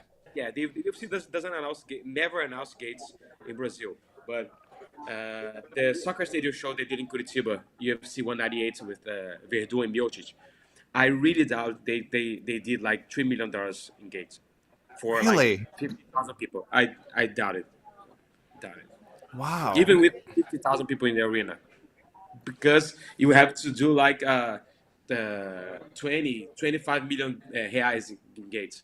That's a lot of money. So we're talking about They're talking No, about it's strictly financial. It is not related to, like you said, there were some hoops they had to jump through if you're not vaccinated, things like that. But right now, it has nothing to do Right with now, that. I think it's just money. It doesn't make sense for them. Yes. That's what everything comes down to in the UFC. How do you forget this, AK? No, it's always down to money. It's always down to money. Listen, I saw Danny White on Ryan Clark's show earlier this week. He was saying a lot of reasonable things about boxing and why he makes so much money. And I'm like, oh, okay, yeah. I mean, the UFC is really an altruistic enterprise when you get down to it. Like, yeah, no, I know. And that's what we're talking about. The disrespect for for Charles Oliveira. It's the UFC that's disrespecting Charles Oliveira, because the UFC, they don't think that they can make enough money off Charles Oliveira in Brazil. That's just how it is, and it's it's probably true, I assume. Charles Oliveira he's not a Gui. Is he even Aldo level? Is he as far as popularity out there? I mean, he's getting a lot. He's getting there. I mean, it's not like Aldo, because Aldo's Aldo for over a decade, but he's the number one name right now in Brazil in MMA. Yeah. Like on social media, he's getting a lot of love. I think he could easily headline events. I think it was just. Well, he did headline event. Kevin Lee. Yeah, but there was no fans in attendance. Yeah, but originally there were supposed to be fans, and originally he was the headline event. Yes. So that's what I mean. So the UFC actually did. His previous fight was Jared Gordon, I think. It was like under Jacare Blachowicz and Shogun and Paul Craig, I think. It was like, I mean, it was time to build him as a star, and you're just throwing him under legends. Okay, I think I was talking to a UFC person back when that event was going on in São Paulo. Like, why not just throw Charles in the main event and start to build him as a star for the future? Because you're just using old names to sell tickets, and when they eventually retire, you don't have anyone else as a star to sell tickets. And then, okay, they went to Charles as a main event, and then pandemic came and there was no fans in attendance. But it was finally his time to headline an event.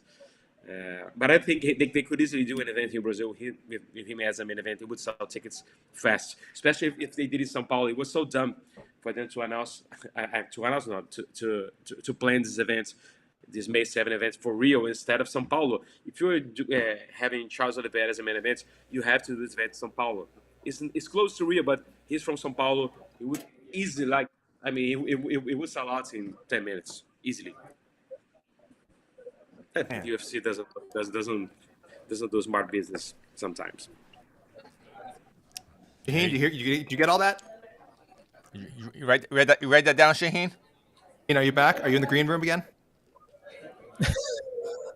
Damn, no, I think I'm here. Like, that's. Yeah, we were just saying. Did you hear all that from Greece? Sort of like pretty obvious reasons, I guess, why they're not why this the Brazil card hasn't worked out recently. Yeah, no, I mean that all makes sense. I just the instead of, hey, we'll go to your hometown. No, we'll just go to the opponent's hometown instead. That's that's a tough draw. But I get it. Yeah, and they're going to sell out this real fast. Yeah. When we see the and I was doing some math here. I was doing some math here.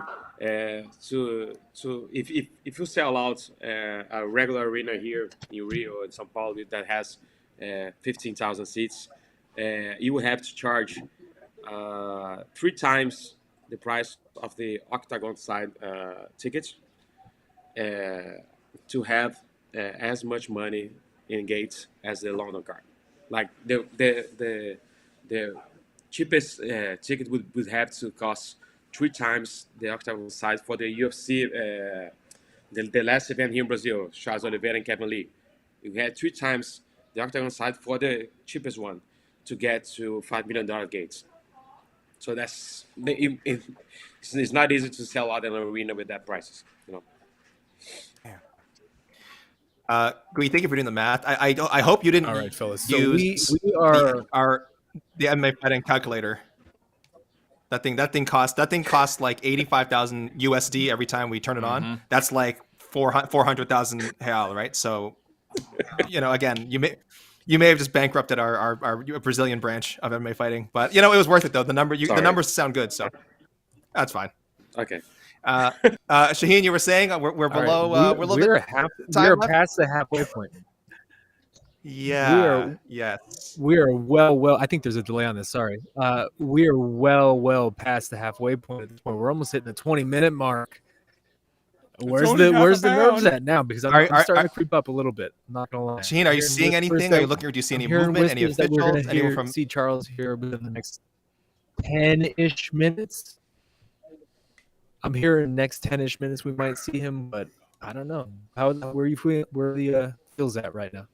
Within 10-ish minutes, you said?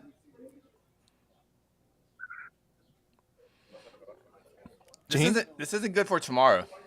I mean, he still may win. It can't be. Yeah, this is never good. Yes, within a minute. Oh, and we had just talked about earlier in the show, Time is running. 2 hours ago, we were saying like, oh, he put his weight cut problems behind him, and that's why he's become, that's why he's gone in this run at lightweight and that's Casey's fault. Hey, did anyone ask Charles why he shaved his mustache off? Because he looked fabulous with that mustache. Oh, yeah, that's the real problem. He nailed it, and like it's off. If he had his mustache on, he would just like shave it now, and he would make weight. Yeah, but he did lose the fight because he didn't have a mustache. So so true that. Pick your poison. Pick your poison. Yeah, we are close to the 20-minute mark. Again, look, people, the graphics on screen, if you're wondering anybody else, I mean, the official weigh-in window, I mean, this is what Casey always gets mad about, that there already is an official weigh-in window that is technically over, and then their window gets extended. The window crack of the window is still a little bit left open for people. But as you can see, guys, everyone made weight except for Norma Dumont, who did not attempt a second time. 0.5 pounds over the featherweight limit with the 1 pound allowance, and that half a pound, the 5 ounces, costing her 30% of her purse. And before anyone asks why, I mean, if you're Macy Chiasson's team, you're probably wise to take 30% because Norma Dumont, I don't know exactly how much money she's making per fight, probably not 100K. So 20% of whatever that amount is probably isn't much. 30% probably isn't much either, but it's certainly more than 20. You see a comment. DeBronx looks surprised. Yeah, he certainly did.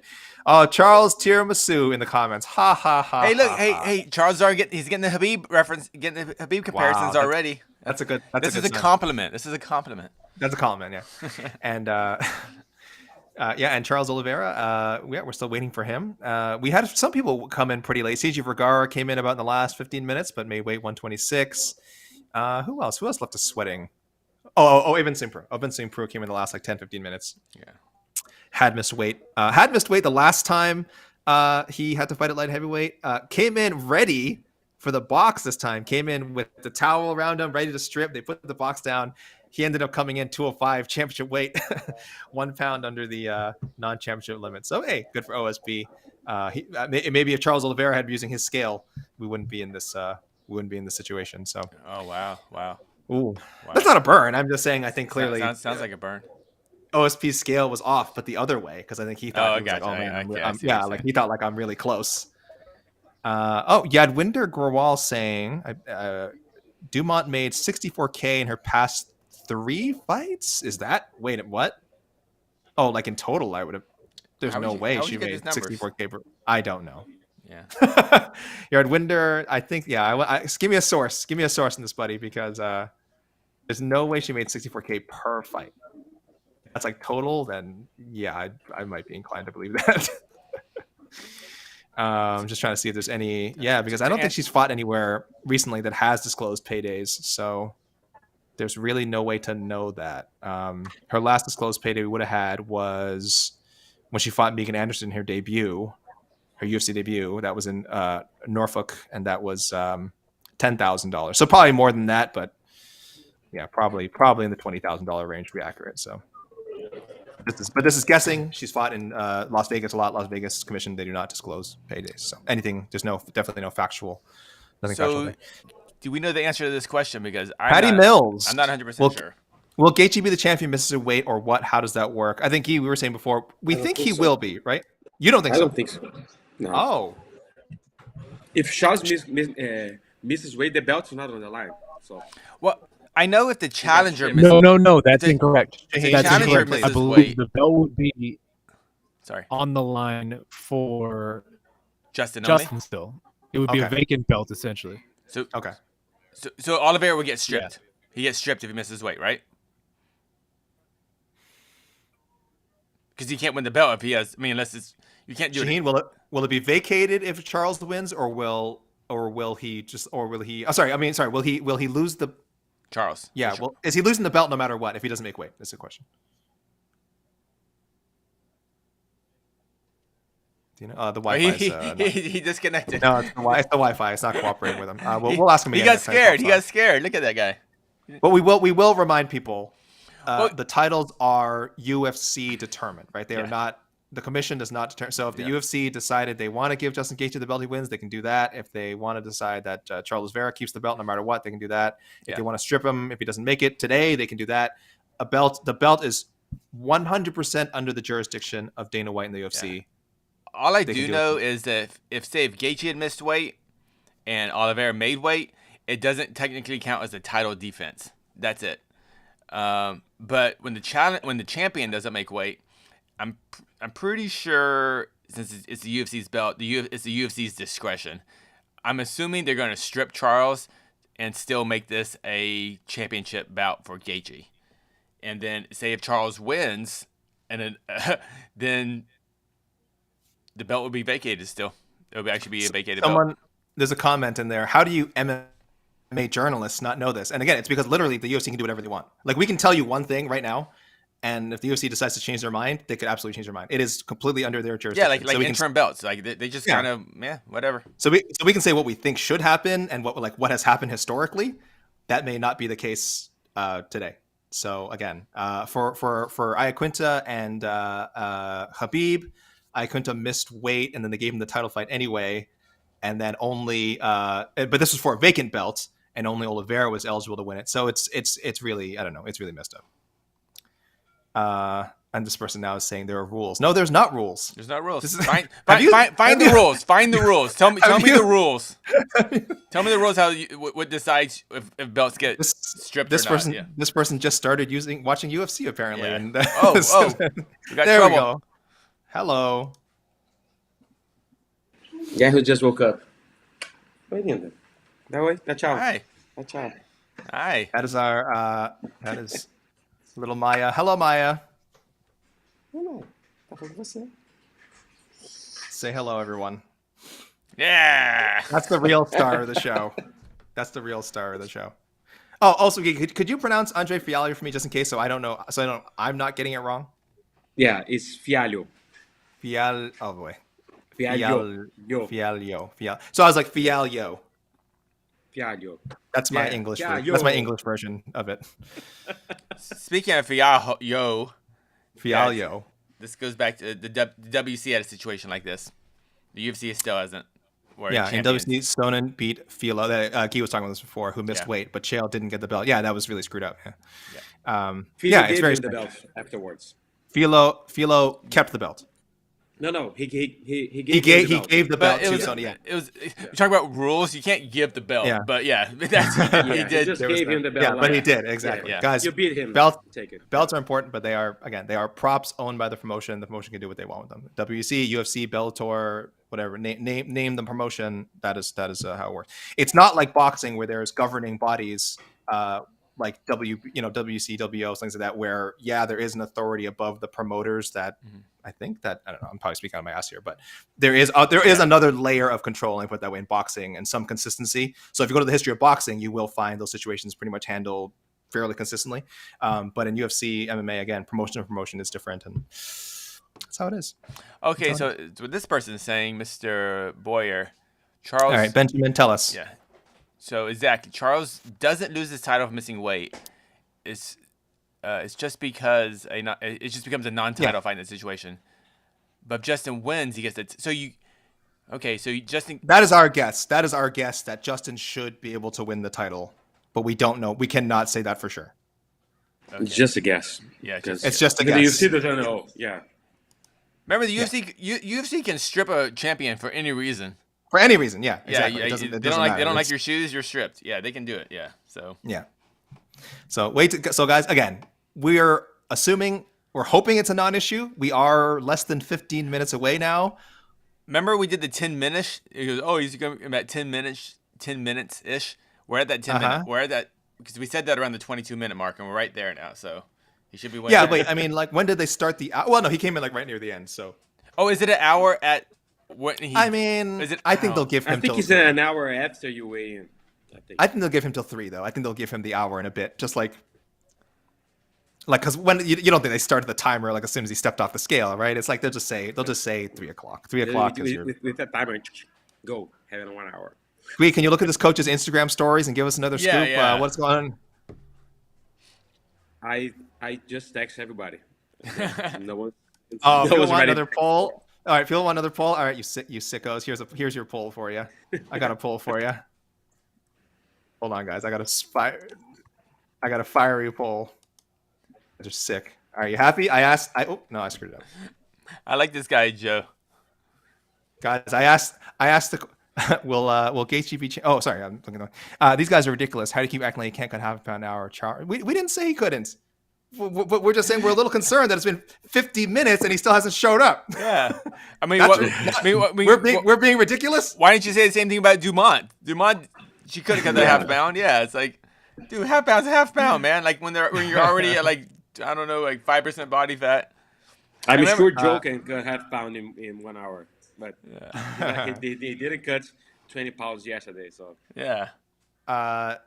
I just threw out, will he make weight? I just asked people to make. So far, very strong. 74%. Yes, he's going to make it. I agree. I'm in that 74%.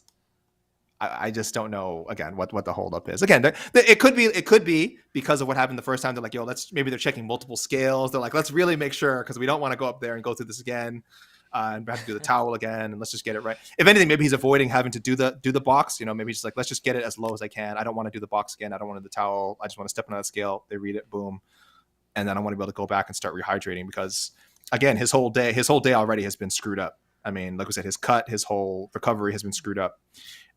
So he's just, maybe they're just trying to get it right. But this is strange. This is honestly strange. Fresh says he will be stripped. Nico Montoya was stripped when she missed weight. But she didn't actually fight. She couldn't fight. That was very different. That's different. I'm assuming Oliveira, if he doesn't make weight, he's still gonna fight tomorrow. That's why this is a bit unprecedented. Yeah, I think so. Mm-hmm. At least in the UFC. Unless he's just like dying there. But, yeah.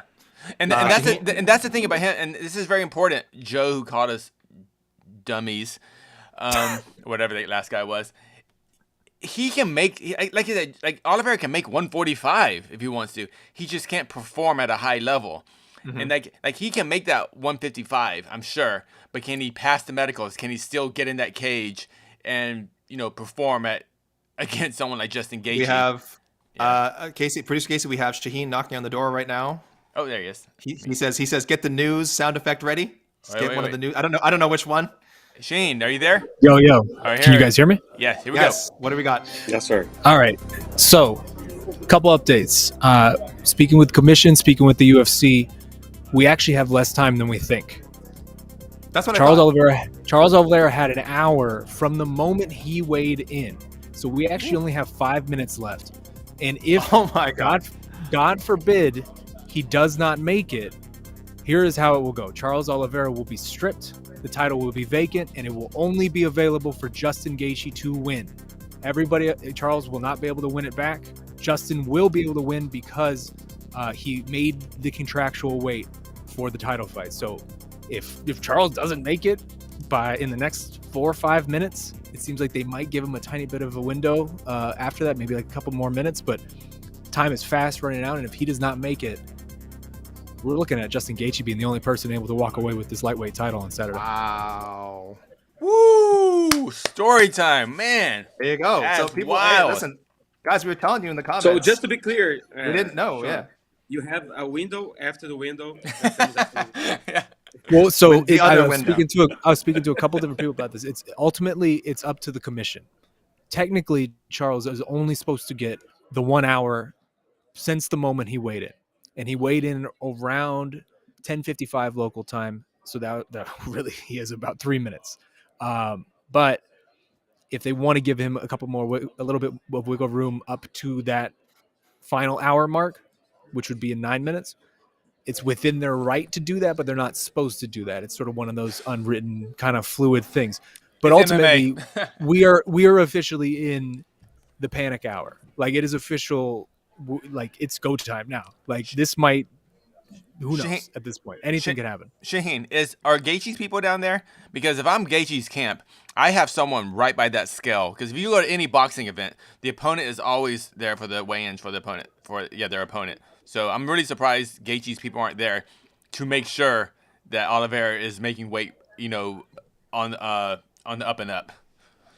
I mean, at least not in this room. Yeah. On the backstage portion see. of this room, there might be somebody. But at this point, it's mostly media out here. And there is definitely a feeling in this room right now of nervousness amongst, I think, everybody involved in the UFC and also members of the media. This is a very interesting situation. Shaheen, where are you at now? Where are you at now? 1 to 10. Where are you at? You were at a 3 or 4 a bit earlier. Where are you at now? I'm at like a 5 or a 6 now, and it's climbing quickly. Not that bad. So that's still okay. Okay, if you ask me again in a minute, I might be at an 8, but it's happening fast. This is bad. That's my journalistic opinion. For everyone criticizing our journalistic comments, this is my journalistic expertise here. This is bad. Make or miss. This is bad. This is not a good look for the champion. Technically, Charles Oliveira has about a minute and a half to come weigh in for this title fight. Yeah, almost 3 hours after the start of the official weigh-ins, we should not be talking about. Like, this should not be a conversation we are having. Main event, the champion. The main event. Thankfully, we do have a co-main event. In the minute starts another window, and then we're gonna have like 5 minutes, 5 to 10 minutes on this. Yeah, give him another 5. And then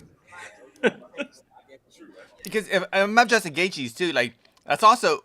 I'm assuming he gets fined too, because for not making weight, or is I don't even know.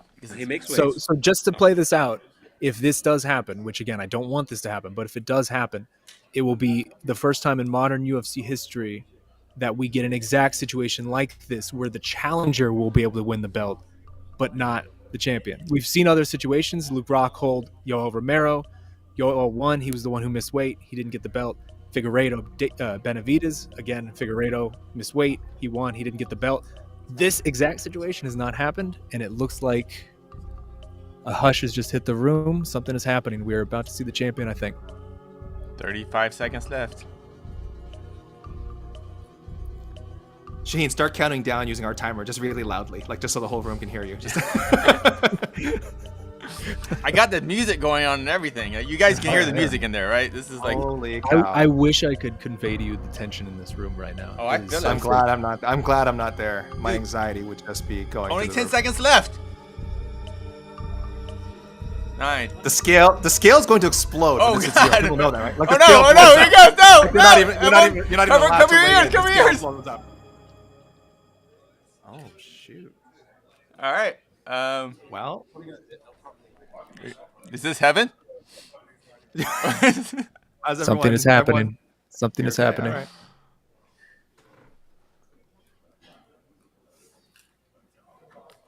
Wait, the fight's off now. He hasn't weighed in. What's going on?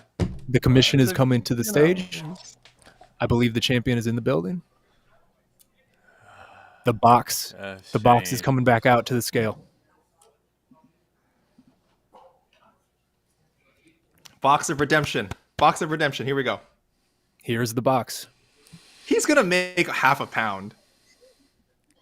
Of course, he's gonna make it. We're gonna see. Of course, we're gonna see. Never in doubt. If this was a digital scale, I don't know, but these scales, yeah. If he was in Canada, he would be fine. Oh, easily. Charles Oliveira is here. This would have been resolved an hour ago. All right, let's get our faces off the screen. Let's focus on these.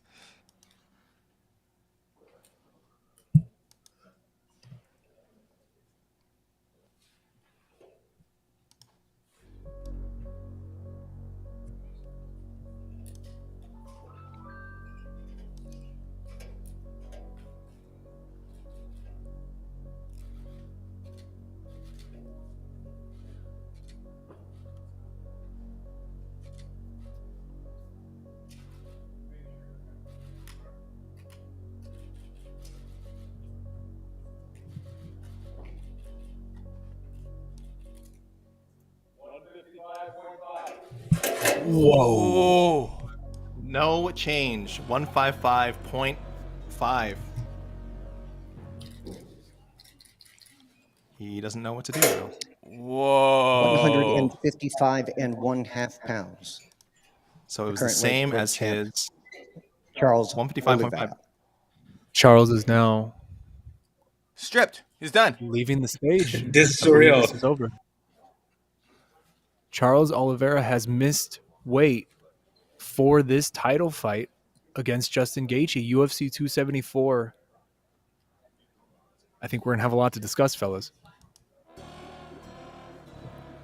We did have Trevor Whitman out here, Casey, to answer your question from earlier, Good. watching, Okay. and actually Trevor Whitman calling from the side of the stage to make sure that the commission was that Charles wasn't leaning on the scale or anything like that. 155.5. This is an unprecedented situation in UFC history. Charles Oliveira will not lose his belt in the cage. He will lose it on the scale. Wow. I have nothing to say. That's wow. It's only half a pound, guys. And meanwhile, I'm seeing here Justin Gaethje tweeting out that he is already 165.2 pounds. He is enjoying this. Dude, I watch those betting lines. Oh my god. Dude. Crazy. Wild. Oh, I'm back on screen. Okay, good. People can see my dumbfounded face. I guess we do a read-through now?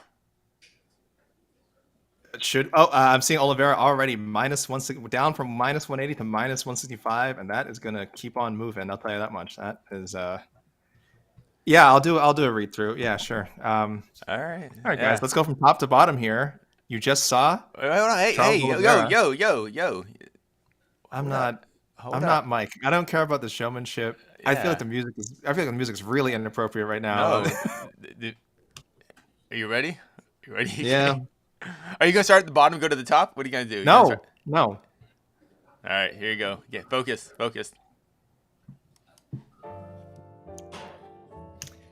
Guys, you just saw Charles Oliveira on his second attempt, about 3 hours after the start of the official weigh-ins. The 2 hours plus he got an extra hour. He came at the end of the official weigh-in window, weighed in 155.5 on his first attempt and 155.5 on his second attempt. No change. He, according to Shaheen Al-Shadi on site, as far as we know, I don't think it's been announced yet, but as far as we know, Okay, Charles here's Oliveira, an update, folks. We have an update. Here we go.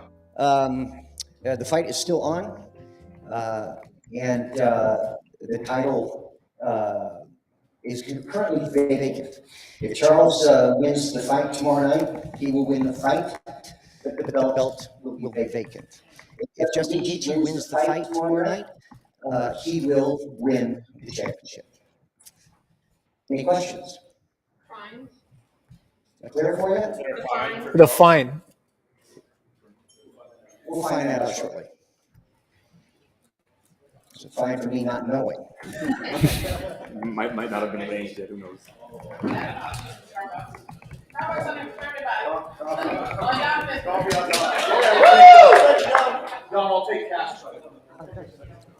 So, AK, can you repeat those news? All right, so for guys, John Anik just made it official. Shaheen had reported this earlier, but John Anik made it official. Charles Oliveira has, as of now, been stripped of the UFC lightweight title. Oh, wait, I'm sorry.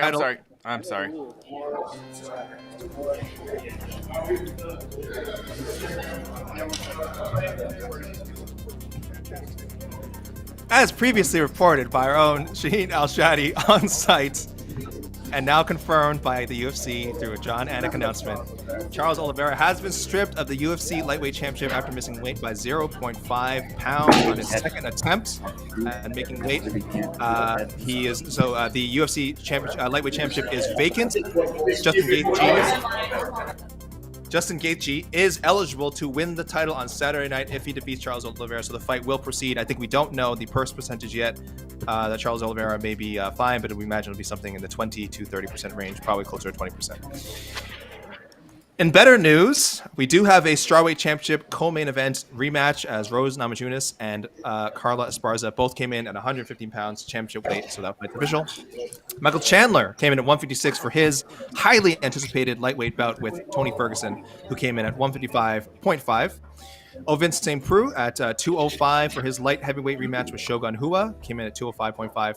And then lightweight veterans Donald Cerrone and Joe Lauzon both successfully made weight at 155.5 pounds. The feature preliminary bout between Randy Brown and Khaos Williams is on. Randy Brown at 170.5, Khaos Williams at 170. Welterweights Francisco Trinaldo and Danny Roberts also both made weight, 170.5.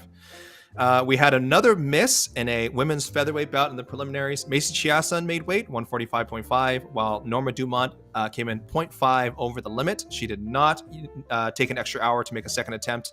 She will be fined 30% of her show money as penalty for being 5 ounces over. Brandon Royval, 125.5 for his flyweight bout with Matt Schnell, also 125.5. Heavyweights, our only heavyweight fight in the card. Blagoy Ivanov at 253.5 and Marcos Rogerio de Lima at 258.5. Welterweights Andre Fialho and Cameron Van Camp both made weight. Fialho at 170.5, Van Camp at 170. Flyweights Tracy Cortez and Melissa Gatto are official for Saturday night. Cortez 125.5, Gatto at 125. Kleydson Rodrigues, his UFC debut, 125.5, faces CJ Vergara, who came in at 126.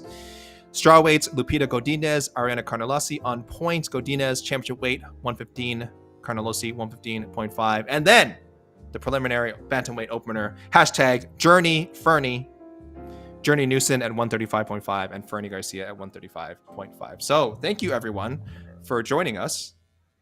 I feel like we need to react more to what happened, but I mean, we kind of had been talking about it and speculating for a long time. Casey, what's our plan here? Oh, you're muted. You're muted. Casey, you are muted. You are muted. There we go. Oh, that's what you were saying anyway. Yeah. No, we'll be having a preview show with all of these fine journalists and more. Probably like about 15 or so minutes. Yes. So, you know, stay locked into our YouTube channel. You know, ceremonial weigh-ins as well. There'll be ceremonial weigh-ins for this event. Of course, it's peer-review. Again, Shaheen Al-Shadi and Jose Youngs will be on site, giving you all the goods. But you guys follow all that. MMAfighting.com, MMA Fighting Twitter. Thank you, Guilherme Cruz. Such a treat. Thank you for joining us, giving us the inside scoop, letting us know why this event isn't happening in Brazil. Probably a good thing it didn't happen now. If this same course of events happened, weight here. He would have made weight with the home cooking. Remember, even Shogun was complaining that they got to the States very late. So this is true. Yeah, probably. So, and he said he was on the same flight with Charles. So just saying. There we go. But thank you, Guilherme. Thank you, Jose Youngs, for manning the camera and guys bringing you all the footage from today's weigh-ins and the extra hour. Shaheen Al-Shadi, thank you, of course, for the on-site coverage. Producer extraordinary Casey Lyon. Mike Heck was with us earlier. Thank you, Mike. I know he's covering Belater now, and thanks everyone for watching. See you later. Happy birthday, AK. It's not my birthday. Definitely not today.